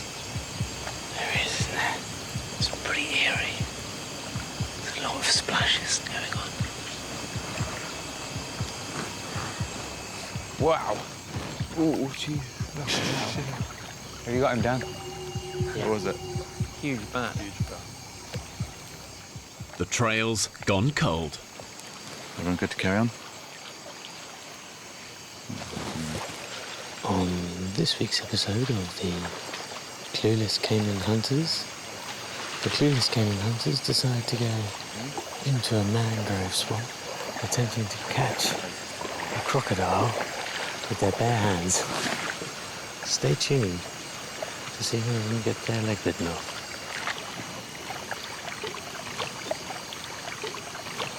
Too laddie. Obsessed. Midlife crisis. After an hour of fruitless searching, some of the hunting party are starting to have their doubts. Clueless Cayman Hunters. None of us have got a clue, have we? No. No. That's the whole point of this trip, is to maybe try and work out. The thing is, we've got a doctor, a director, a businessman and an IT guy. Collectively, we still know nothing. You see, that is the intrepid British spirit. Yeah. Is there likely to be one on this peninsula? There will be one 30 clicks in that direction. 30 clicks? Wow. It's like a tropic thunder. Should we have a cup of tea?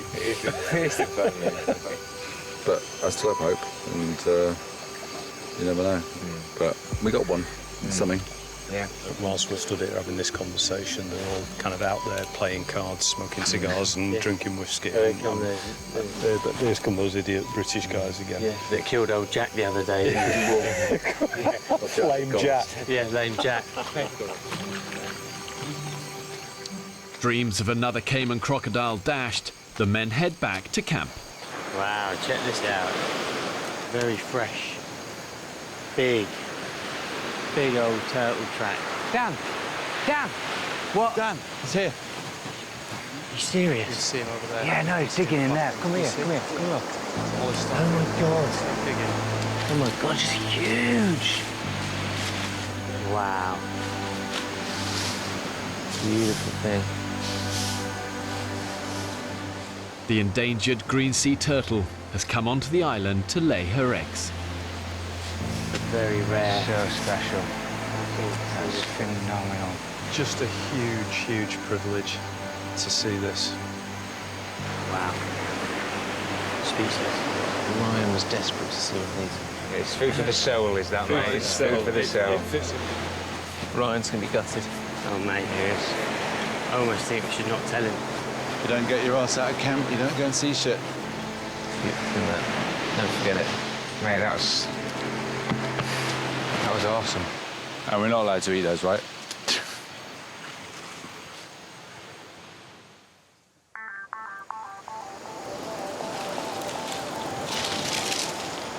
After the failed night hunt, most of the group are now convinced that pursuing crocodile is a waste of time and energy. It's nice to have an audience when you work. And for all the naysayers, they think, oh, it's pointless and all that. If you don't try, you don't succeed. And they're obviously trying very hard just to sit around the camp and do nothing. And they're succeeding at that. They're doing very well at that, in fact. What are the chances of a lovely cup of tea? News of last night's turtle sighting has spread.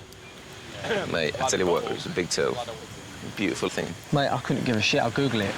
Google it. I'll happily Google silverback turtle. Like, I would rather sleep. I've not slept in 3 days to be woken up about a turtle, man.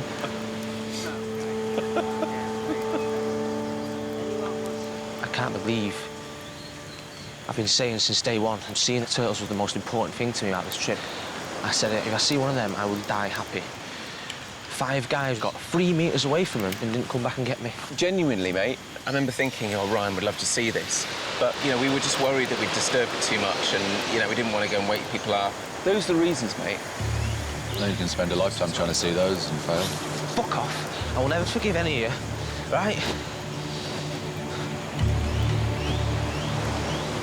I was a little bit naughty, I have to admit, a confession. I couldn't quite help myself. I innocently started talking about how wonderful the turtle was. Well, Ryan, if you're going to sit there in meetings and call us going out at night and doing all that kind of stuff a pointless exercise and a waste of time and a pipe dream, then why the fuck should we come and get you? You never believe what that arsehole just said to me. Who? Rupert. And he's like, oh, that turtle was so amazing last night. I can't believe it. You can spend your whole life looking for them and fail. The guy's a fucking... He used to... Can't believe it. Fucking fuck. Ryan. I shouldn't have to worry about childish reactions from people like that, should I? He missed out. Tough shit. I have very little sympathy for him on this one. He needs to grow up or fuck off. Rupert, all his negativity that he's expressed over the last couple of days, attacking Craig, he's really attacking Ryan. You know, attacking Ryan being childish, but actually doing childish things himself. Just things that are completely unhelpful. I really hope these guys can come together and build an effective team, but the reality is, when you're tired and you're hungry, the more primal side of us comes out. Then you learn what people are really like. It's either all or nothing with Rupert. It's either his way or no way. I would say the group has outgrown Rupert. The human side of it's starting to kind of just bear down a little bit on me. If I could get rid of half the people here, then it would be a lot better. I don't understand. Why be so difficult? It's an age thing, mate. It must be an age thing. Or hang-ups that he's got. He has to be right all the time. His word is final. So it's to pick on people that he thinks they're not going to argue. He wants to pick points. For all of the fact that we've been together as a tribe and we've collaborated, my prediction is that if we had to stay for longer, the group would actually split in half. Yeah, then it'd be interesting to see how half of them actually fed themselves when the people that actually get all the food decided just to look after themselves. Of like, actually, if you're not looking for it and not contributing towards that, why should you get any? I think we'd start sticking some of the fucking weaker ones on a raft and send them off to another island. I find it a little unfortunate that you see the world like that. It will become Lord of the Flies, and they end up killing the rest of them. And they finally get rescued, but humans don't go back to their fucking savage past, and when it comes to desperation and hunger, it will get nasty. Next on the island. What did you just do wanker sign towards me? Fuck you. As the end approaches... The meet is not over yet, you dickhead. Tensions rise. You're just full of bullshit. I can't be bothered to fucking argue anymore. Don't take the piss. Somebody makes it easy to take the piss. Why not take the piss? The guys are still physically declining. Oh, my Lord. The pipe of justice. Something is going to have to change if they're going to stay the course. Welcome to the first Shorley Island election.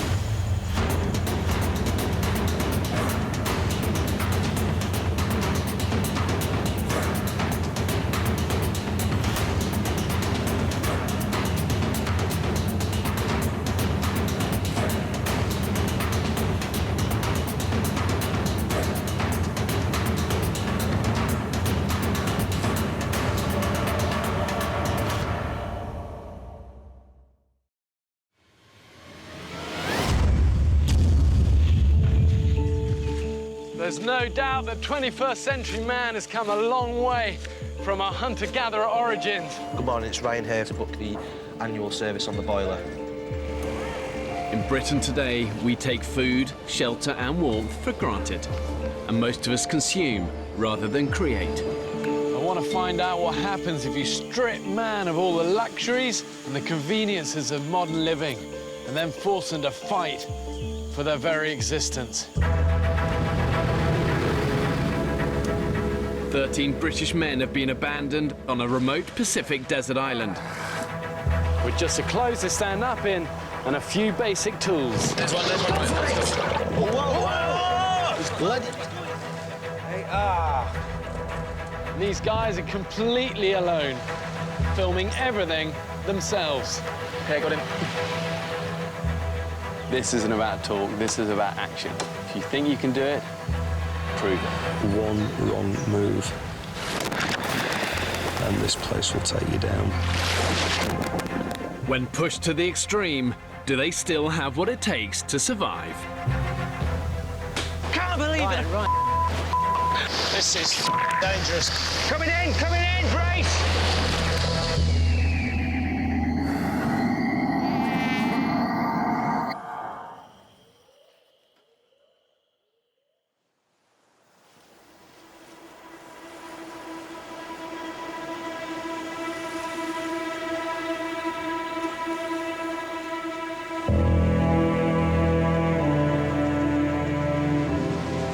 3 weeks ago, 13 British men were cast away on this remote Pacific island. Get a foot on. They're alone, with no provisions and only a handful of basic tools. So we've got 3 knives. 3 knives, 3 machetes. Yeah. That's it. 3 of the men are trained and experienced cameramen, Can I pass the camera up to you? but they are living under exactly the same conditions as everyone else. So far, these 13 British guys have survived for 3 weeks totally alone on this desert island. You know, that's no mean feat. But they're now divided on how to find food. Tonight, Saki, me and Dan are going out to find Cayman. I've opted out of Cayman hunting. Without unity... There's a lot of people just sitting around doing all, really. And no clear sense of direction, the men are sabotaging their own chances of survival. If you're not looking for food, why should you get any? Mate, come on, why are you here? It will become Lord of the Flies. And then we start sticking some of the weaker ones on a raft and send them off to another island. Hey, grow up, don't walk away. I actually think that the hardest part of survival, harder than finding the food, is keeping everybody together. I'm so hungry now. Truth is, if they don't start working together, looking after each other, thinking smart, being resourceful and surviving, they haven't got a cat's chance of making it to the end of this month.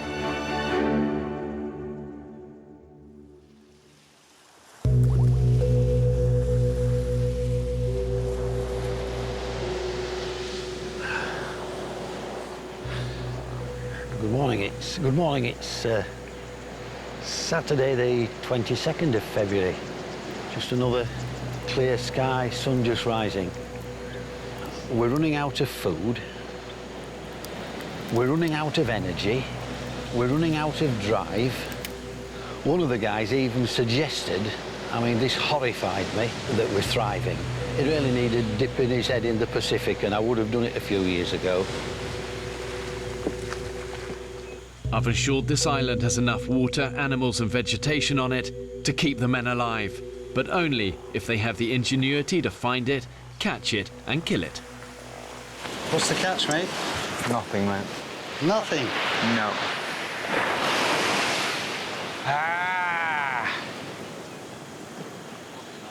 The fish catch sucked, it was shit. So we still have to focus on getting food for today. Now in their 4th week, the group is fractured and food is scarce as a result. Oysters are almost out. Fish comes in, comes out, feast or famine. We've got no carbohydrate left on the island that we know of. OK, so are we really doing more slogs round the island? Or die. It's quite interesting what's happened in the last few days because the group is beginning to split, essentially. It's incredible. We're just not eating enough. We're just not eating enough. Whatever shape, form or fashion it takes, we need someone to focus our group of 13 men. Now the dwindling supplies of food are seeing the men's bodies begin to shut down. I'm not even kidding. My experience of the toilet this morning was like trying to squeeze a watermelon through a straw, which is becoming a little bit more of a common occurrence and one that I'm not particularly enjoying. It's the diet we're eating, it's the lack of fibre, lack of fruit, it's the dehydration which just sucks moisture out of everything in your body. And some people are really, really suffering. When I go to the toilet, water comes out first, and then what I can only describe as dried up hay that is way too big to actually the size of my bumhole. What you've got is a very severe constipation, impacted stool with overflow diarrhoea. It's the dehydration which is just sucking moisture out of everything that it can inside the body. You've had the same. Well, Sam had to use a stick to prise his out like a shoehorn. Well, thanks for sharing the stick piece of information. It's true. What do we do about it? We don't have any laxatives. We've tried the natural laxatives. We haven't got that many figs we're running out. We've tried having several coconuts a day. So the only thing that I can think of left is the pipe of justice. Using a water bottle and pipe they found washed up on the beach, Dr. Sam has fashioned an enema kit. So I'll just lay on the floor, I'll stick the pipe up the bum, and then Sam just squeezes the liquid in, I suppose.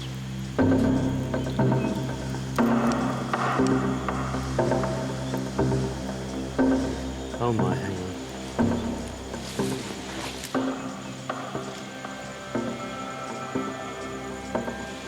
Jeez, that is not easy to get up. I'll hold it. You ready? Yeah. That feels weird. Yeah. All right, now I'm just going to gently push it in, okay?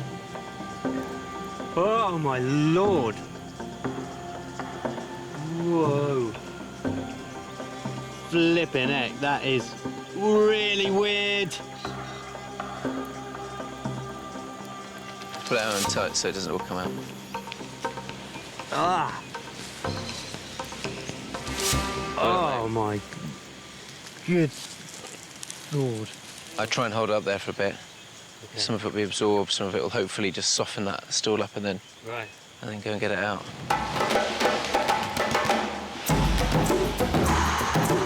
It's definitely done something. What it's done, I don't know. While Dan waits for the enema to take effect, fish. It's every man for himself in their quest to find breakfast. I want to get it quick, aren't they? I mean, the thing is, we're out of coconuts. We've reached pretty much all the low-reaching ones that we can get with sticks and bashing. So what I'm going to do is just work my way up. This goes around you, so you can kind of lean back on the tree, that kind of thing. I'm having to use my strong sphincter control to hold that water up my bum. Extreme hunger affects not only obviously your physical strength, but also your decision-making ability. Go on, Ryan. And it can become this vicious downward spiral where you get weaker, you get less strength, you make less good decisions. I've got to go, mate. And therefore your hunting abilities plummet. Oh my goodness. Worked amazingly. Yeah. Yeah.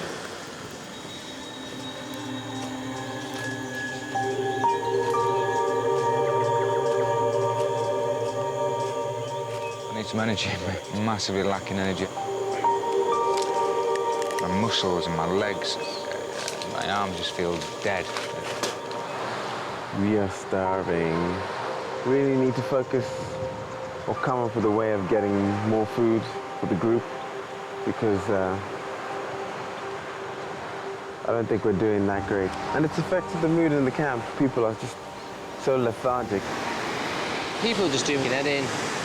There's not enough communication. There's certain people in the group who will just do something for themselves. And now all of a sudden I feel hungry, and I mean painfully hungry. I can't think straight. Stingray! Stingray!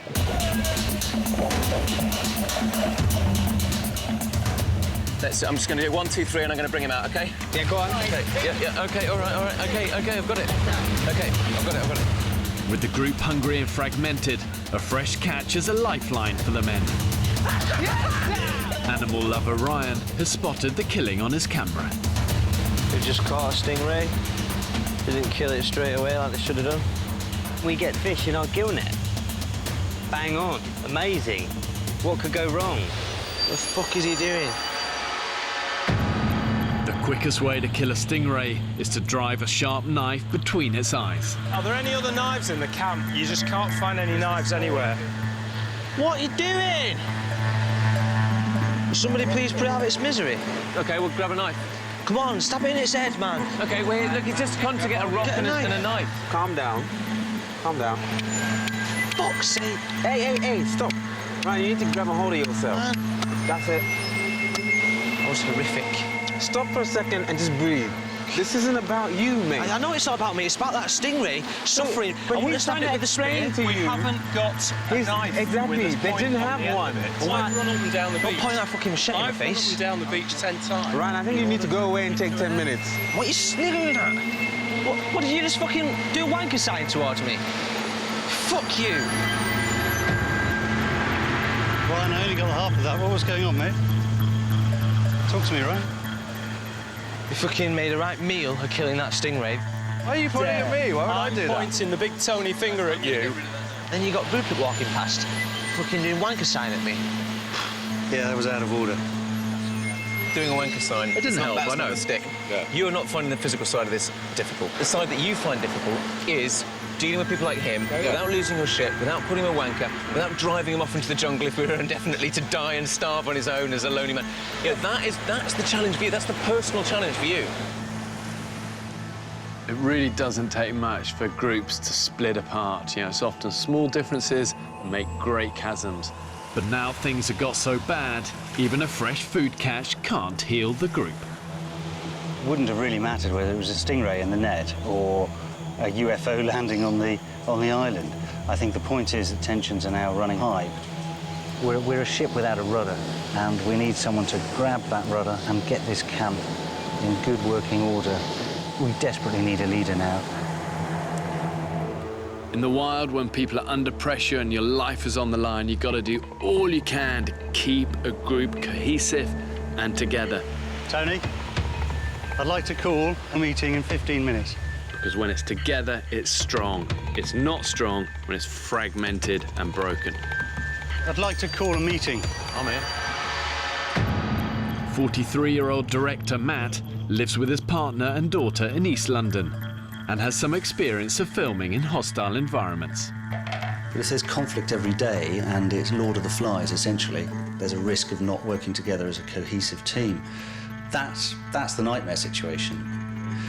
What I'd like to think is that we're all pretty sensible and we all get on with it and we all, we all thrive in the environment and really make something good happen.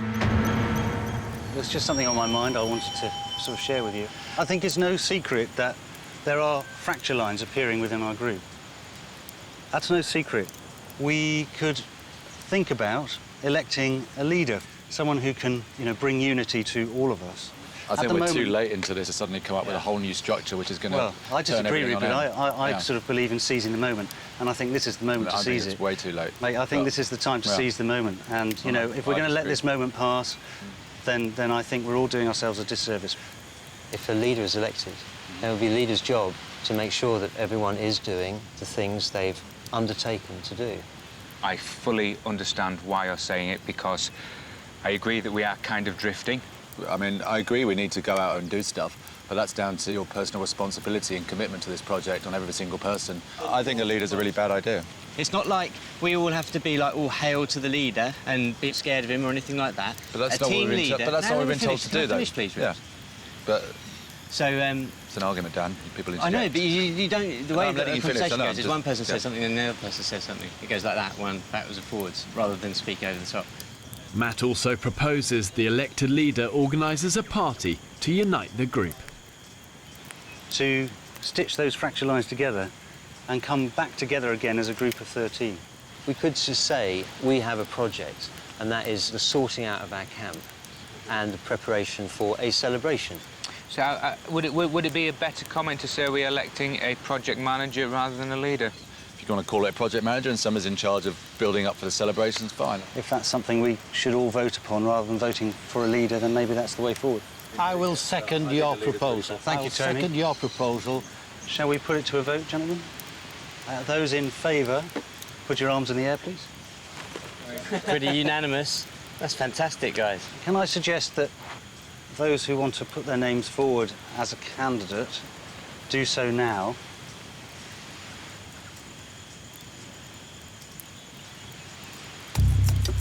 Chris, thanks, CB. CB.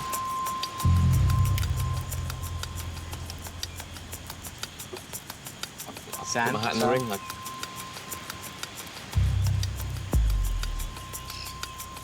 I'll go for it. Yeah, and Saki. Exactly. I'm going to put my name forward as well. Let's Just to get throw in something in there. there. Excellent. Bruce, put yourself up for leadership. I don't want to be a leader. I didn't come here to be a leader, so...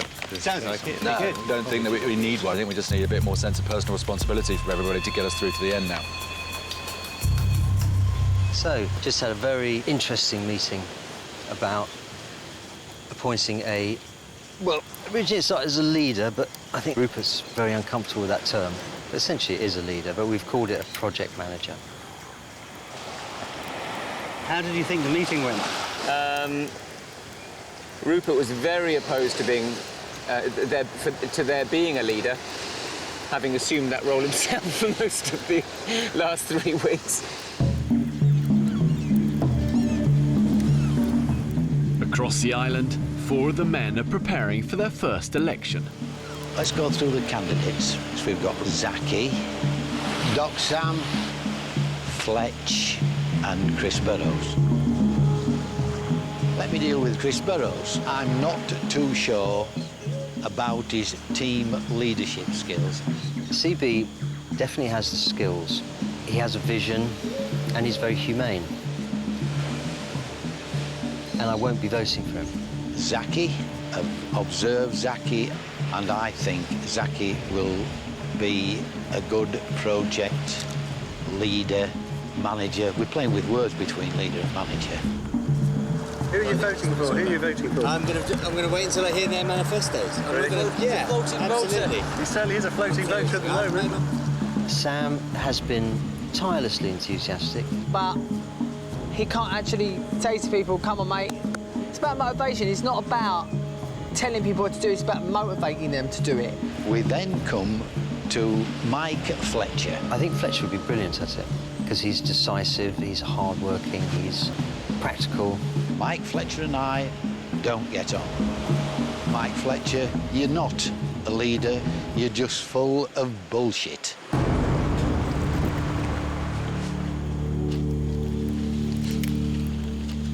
So, Rupert, what are you up to, mate? Looking for small round voting tokens for the upcoming, somewhat pointless election. You think it's pointless?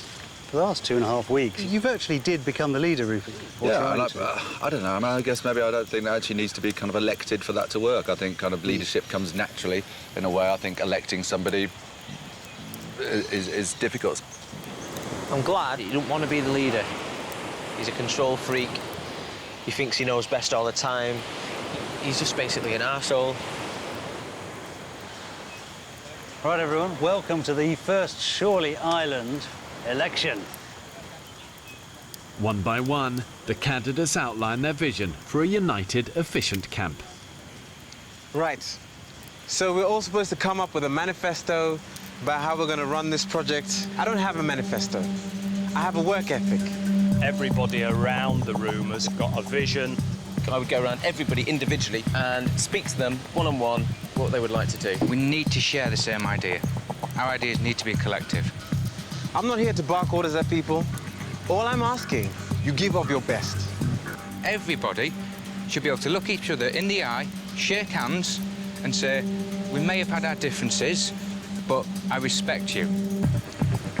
The only thing I would do would be to facilitate the smoother running and efficiency of this camp so that over there, by that bonfire, we have 13 torches, we light that fire, we sing at the top of our voices, and we leave with our hands held motherfucking high. That was powerful, man. All 4 men have made their pleas, but there's a last-minute candidate. Right. Let's go for it, Ryan. Yep. The people who stepped forward, I honestly looked and I thought, you know what, I can do a better job than they can. So I've stepped up. Right, everyone, I know People might think it's a bit of a joke candidate, but I really do think this is my time to shine. Basically, I don't really like to be organised, but the thing is, when I want to be, I can be very hyper-organised. And I'd like the chance to prove to you all that I'm not a complete tosser, and that I could do it, and I could make a good job. Very good. That's great, mate. Well done. Thank you. Each candidate has his own token. So, for example, Saki has almonds, Ryan has snails, Sam has shells, Fletch has inedible nuts, and CB has a nice, delicate piece of palm leaf. Each member of the group must now vote, placing their chosen token in the coconut ballot box. I'm really excited. I'm very excited. Shall I get the coconut? Release the coconut. Release the coconut. It's like the National Lottery on a Saturday night, isn't it? Here we go. In wilderness situations, when everything is on the line, you really see what matters in a leader. And if the men are to survive the rest of their time on the island, electing the right leader could make all the difference. Matt is the official returning officer. Whoever does win this, I think it's really important that we all get behind them. You know, even if it's not our favourite candidate and stuff like that. Well said, Cliff. Well said. And the winner is...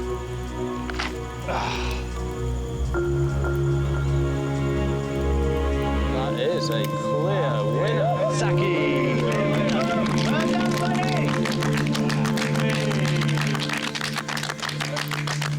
I hope that I make you all proud at the end of this fucking journey. And we can all say that we came, we saw, and we conquered. Well said. Okay, mate. Thank you. Saki absolutely cleaned up. He got 7 votes. The rest of us got 6 to share between us. So I'm really, really pleased. And I think he bridges that gap between the two groups that are splintering off a little bit. He's pally with the younger lot, but he's also got the respect of the older contingent. So I think it'd be really good to bring everyone together. A leader serves, essentially. It's not there to kind of sit on the throne, it's there to serve people. And I remember always being told that nobody cares how much you know until they know how much you care. And for a leader, that is critical, that people know you care for them. It looked at times as if our group wasn't even going to agree on having a leader. But let's make no mistake, we do have a leader. We don't have a project manager. We have a leader for the 13 men on Shorley Island, and his name is Saki.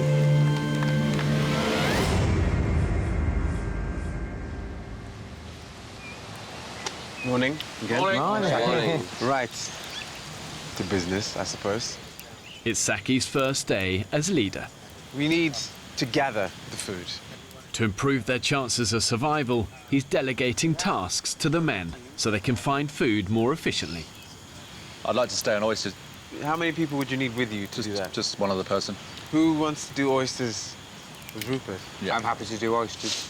I think we were all in agreement, speaking to everybody last night, that the first 2 courses of action should be to get the water and the firewood sorted.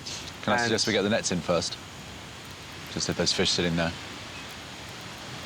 It won't take long, we can just pull them in and get them out. It's like 20 minutes, but... It won't take long with the firewood either. I say we go with the firewood. Who just would like to fish help? on a line, that's all. Yeah, I understand that. Yeah. No.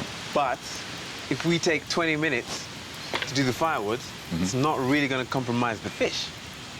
And another thing I need to say is everybody has siesta time. During that time, you can do whatever the fuck you like. You can sleep, you can sunbathe, you can wank. You can do whatever you like. And just make a point, your job's project manager, siesta time kind of doesn't fall under that. Yeah, but this is just reassurance, mate. Yeah, no, good. I'm just reassuring Yeah, people because everybody was, everybody was worried about this what before. your role is, yeah. Everyone was worried about the leader saying, no, you have to do this at any time and blah, blah, blah. What I'm saying is, all I'm saying is that siesta time is still your time. Rupert really struggling with having the leader. Everybody else completely on board. We elected a project manager, not to dictate rules like what's happening, siesta time and all that kind of thing. I'm not dictating the rules. No, I know. Just we were covering stuff that's not perhaps under your... We'll get to there, don't worry. Okay. By the way, Rupert, these aren't my ideas. No, I know, but that was the election was about. Let me finish. That's all.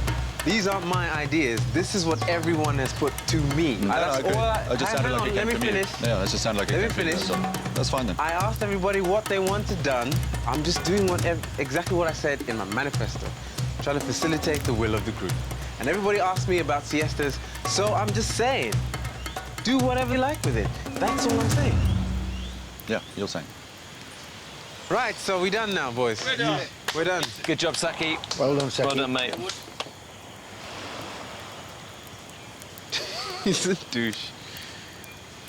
I don't understand what he was trying to achieve there. He kind of cut me off and was like, I thought the project manager was supposed to do this, this, and this. And I'm like, hang on. I haven't got there yet. The meeting's not over yet, you dickhead. As well as coordinating each day's workload, Saki is organising an upcoming beach party to increase unity in the group. As far as I was concerned, we elected a sort of party planner. I just felt it kind of was going a bit beyond all that. There was decisions that were more group things, but I can't be bothered to fucking argue anymore.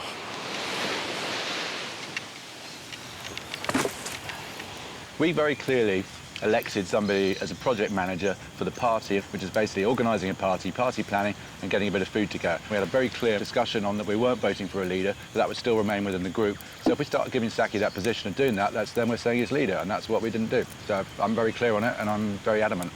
I think you're the only person that believes that he should really literally stick to that one focus of party planning and not start to actually coordinate the other things. I have an issue on, it's a very simple point, that there is a leader. Before we had Saki in place, you did feel that morning meetings were important. In fact, you were adamant that we had them. I agree. And in fact, you tended to lead them. You know, you said you enjoyed that role, you took that role on. We had a chat right at the beginning.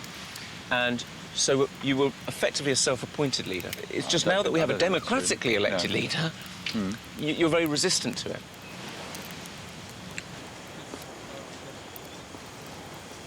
Brian?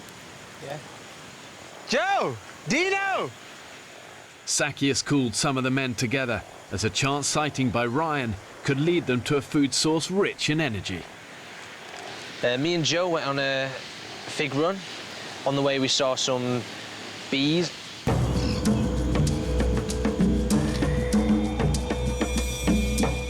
The men are heading to the spot where Ryan saw some bees, close to where they first set up camp almost a month ago, in the hope of discovering honey.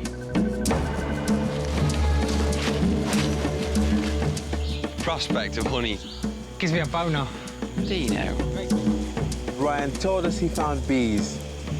Nobody else believed him. We walked through the jungle in order to regain some respect from some of the members of this group who just clearly disregard him at every opportunity. 4 people have gone looking for honey. I know. It's like, I bang on the drum, sound the war drums against complacency, and 4 of them go for a stroll, look for honey, and now we've got no food. Does anyone know what they're looking for here? I thought I heard buzzing. But... I can hear buzzing. I can hear like a deep drone, actually. Yeah. Hey guys, come here, look at this. It's got bees on it galore.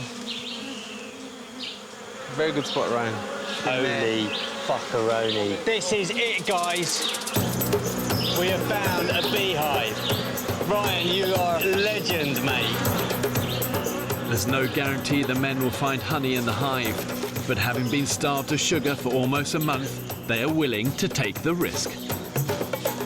And now it's honey time. For 3 hours to get it and come back. And hopefully get ourselves some honey. And maybe finally Ryan and Rupert can put their demons to bed. And Rupert can take him seriously. The men have returned to camp, grabbing whatever tools they can find to get to the beehive within the tree trunk. I've got the hot embers of our fire, which is going to smoke out the bees. I've got everyone's clothes. Several species of bees inhabit this island, and if the men encounter the Africanized bee, its sting can kill. Right, straight away, clear the area. Machetes out, clear away all the dry leaves and shit. I've never been so focused about anything on this trip as this. What about if they just come swarming out, fucking hundreds of them? Yeah, if they do, that'll be a sight to see, mate. And also, rum. My bum was going like this. What have you got on there, mate? This is my multi-purpose boxer shorts. Using them to stop the bees attacking my face. The smoke from a small fire should make the bees drowsy and less likely to attack. There we go. By opening up the small hole in the trunk, the smoke should repel the bees and let the men explore the hive.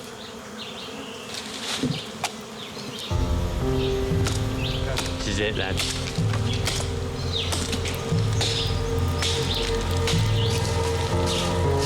Okay, here we go. They're starting to come out. Yeah. Oh, fuck.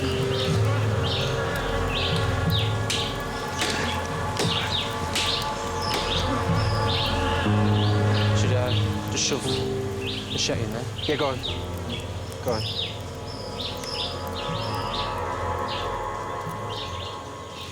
The fuck is that? That's fucking... Oh my God! Taste it! Taste that shit! I do the whole thing. Oh my God, that is the sweetest thing. That's honeycomb, motherfucker! That's honeycomb! Oh my God. Look! Mate, that is the best honey I've ever tasted in my life. Mate, give me a shit. Mate, it's so sweet! Take. Oh my God. Oh my God. Get it, contain it, contain Look it, at guys. that. That's honey. Ryan, you fucking genius. This is. That's the sweetest thing you've ever tasted. I was like, no, it can't be, and I was like, it is! I think as a society, our palates have become so conditioned just to sugar, salt, and fat. And for these guys, stripped of that, it's almost like instant detox. Look at us now, sweating like bitches, but we got energy to get that honey. You won't be able to know what it's like unless you've been 23 days with barely any food. You won't be able to experience, but when you taste something sweet, it's almost like you can feel the sugar going from your tongue into your stomach and just straight into your brain, almost like doing a line of whiz or something. And it tastes unbelievable.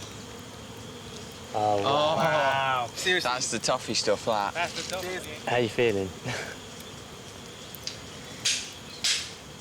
I think we should walk back, and then Ryan should drop a bombshell.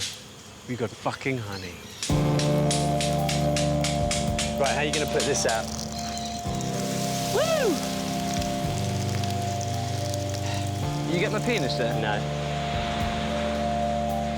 Hi, guys, what you got? Ryan, what have we got? I got us a sexy-ass little treat for tonight. Some honey! Nice! Honey! Brilliant! We took it down. Yeah. And it's fucking nice. It's the nicest honey in the world. That is awesome. Who found that? Ryan. No way. How did you get it out? Did you light a fire? We had embers in the tin. Oh, brilliant. Nice one. Yeah. Genius. Clever boys. It's well done. What a fantastic end to an incredible day. Well, it's going to be a fucking good meal tonight, it is. 3 courses, if we please. I hope that this pushes towards a bit of a resolution. I mean, I've got my my reservations about Rupert, but I would rather we all were just getting along. And I hope that maybe he has a little bit more respect for Brian, really, for getting out there and doing that. Don't worry. You legend. Right, mate. Well done, mate. Well done, really, mate. really well done, mate. Thanks, Fletch. We got a load of oysters, limpets, and yeah, some more coconuts.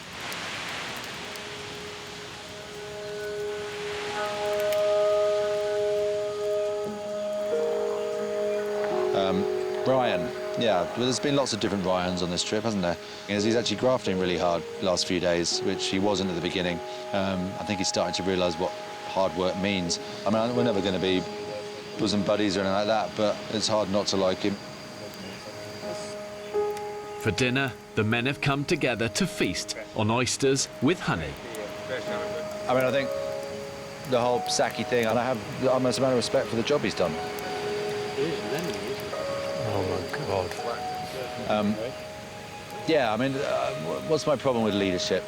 I've always had a problem with people telling me what to do, I guess, is one of them. I don't like it. I'm not very good at it. Oh, wow. I rebelled a lot in my teenage years. I couldn't deal with authority, and even to this day, I'm still not very good when people tell me what to do. But I don't know whether that's a bad quality. I don't feel it always is. I think sometimes it's good, but it's not always an admirable one. So maybe that's something I need to learn from this experience.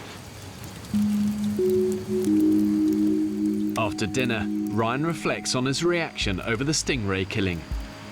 I regret having a vicious tongue in my life.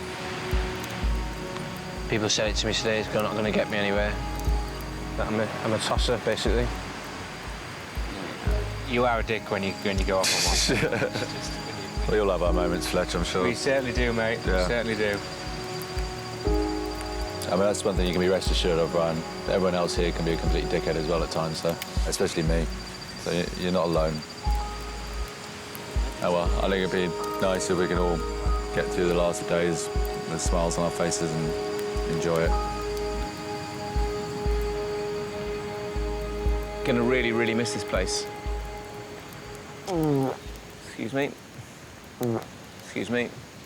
Thank God that started working again.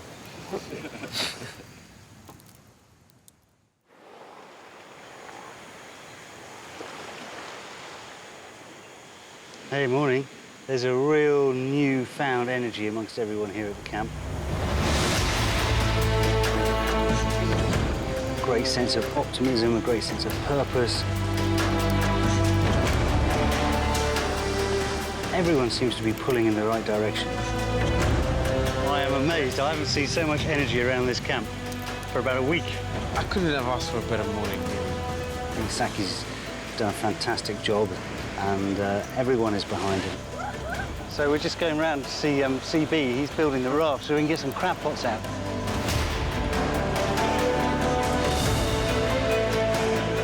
We were dropped here with 3 knives, 3 machetes. That was it. And we've sourced food, we've sourced water, we've sourced our own home. We've made beds, tables, and we are bloody amazing.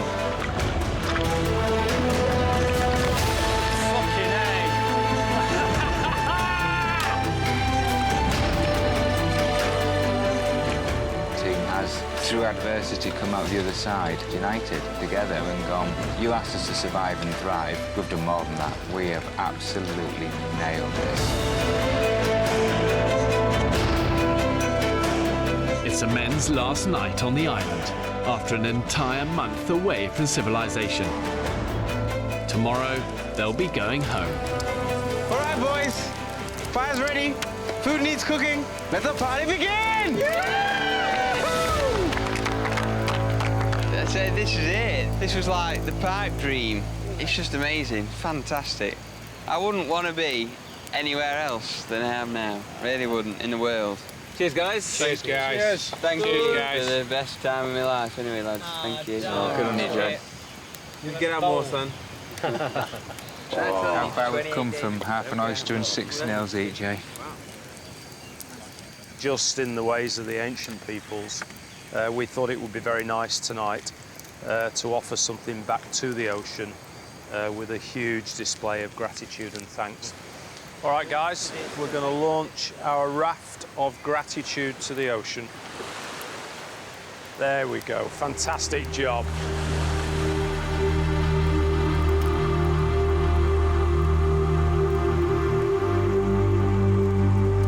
Just weird, the dust settling on the whole experience and coming to the end, and really excited about leaving, but gonna really, really miss this place. Last day on Shirley Island, and I've been hit with an extreme sense of depression. And it's mad because I'll be fucked if I can't wait to speak to my girlfriend. But it's hit me that we are leaving, and it's making me sad. I've got to turn my emails back on tomorrow, and I don't want to do that. And there's a big alarm bell going like that, big flashy light. Then why don't you want to do that? What is wrong? What is wrong with life back home that makes you fear that side of it so much? And that's kind of what this island helps you understand. But on the same time,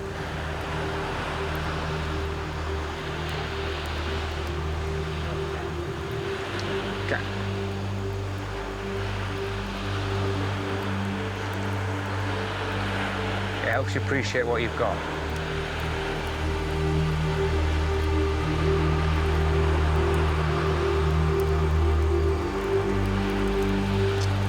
The best thing I'm looking forward to is missus, see me mum and dad. That's it. Yeah.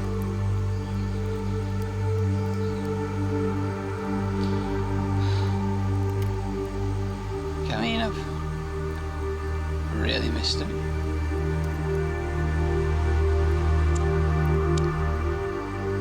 I'm sure we'll all agree this has been an amazing fucking journey. 28 days and not one of us left. We all came here at the same time. We all went through the same things. We argued, we fell in love, we fought, we made up. And on that note, I have a little poem that I was using pretty much as a prayer for all the times that got really hard, when it was really hard to pull through. And it goes a little something like this. Out of the night that covers me, black as the pit from pole to pole, I thank whatever gods may be for my unconquerable soul. In the fell clutch of circumstance, I have not cried nor winced aloud. Under the bludgeonings of chance, my head is bloody but unbowed. Beyond this place of wrath and tears looms but the horror of the shade. Yet the menace of the years finds and shall find me, us, unafraid. It matters not how straight the gate, how charged with punishments the scroll. I am the master of my fate. I am the captain of my soul. I've said to them over and over again the few days before they started on the island, just remember the pain won't last forever. But the end goal has now arrived, and we're going to take them home. Well, I can see their fire. There he is, boys. Oh, money. Come on. How are we feeling, guys? So excited. Fucking excited, man. This is it. We've done it. All we've worked for has come down to this moment.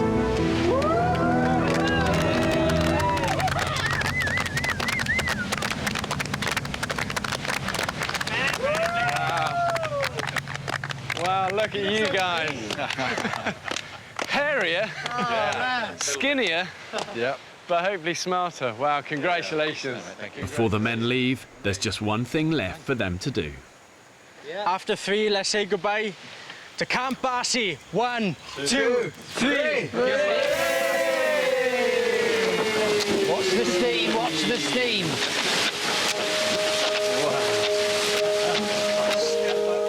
I think we live in such a fast and materialistic culture, and I think what these guys have proved, actually, when you're stripped of all of that, they're made of something decent. And they've only proved that one way, and that's through hardship.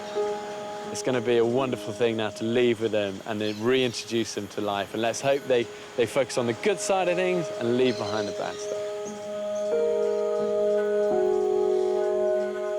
Some people may think, well done, Tony, or they may think, silly old bugger. See you later, Shirley. Bye, Shirley.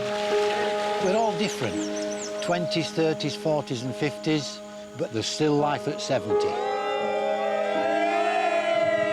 The greatest thing about this experience, I think, was this amazing opportunity to really think in depth about who you are, your life. So I'm kind of looking at a new future, and so it's been great having that time to really think about where I'm going, what I'm going to do. I've always seen myself as lazy. Here, you can't really be lazy. Mine now is focused and sharp. I've got a sense of ambition that I've never felt before, which is going to change my life, a happier one for me. I really think that I have undergone quite a big change in my head. I think having had everything just taken away and stripped to the absolute bare bones of nothing, I feel like I'm going to appreciate just everything so much more. I really do. I've still got a bucket list at my age, and I realise, really, that I've got to bloody get on with it and not spend the next 10 years just keeping up with emails. I came on a boy, almost didn't know where I wanted to go in life, just plodding along, just thinking, yeah, I got a job, whatever. And now I feel as if I'm leaving like a man. It doesn't matter what sort of person you are, what sort of man you are, you can do anything and achieve anything you want to. Fucking hell. We did it. We came, we saw, we conquered. We did it.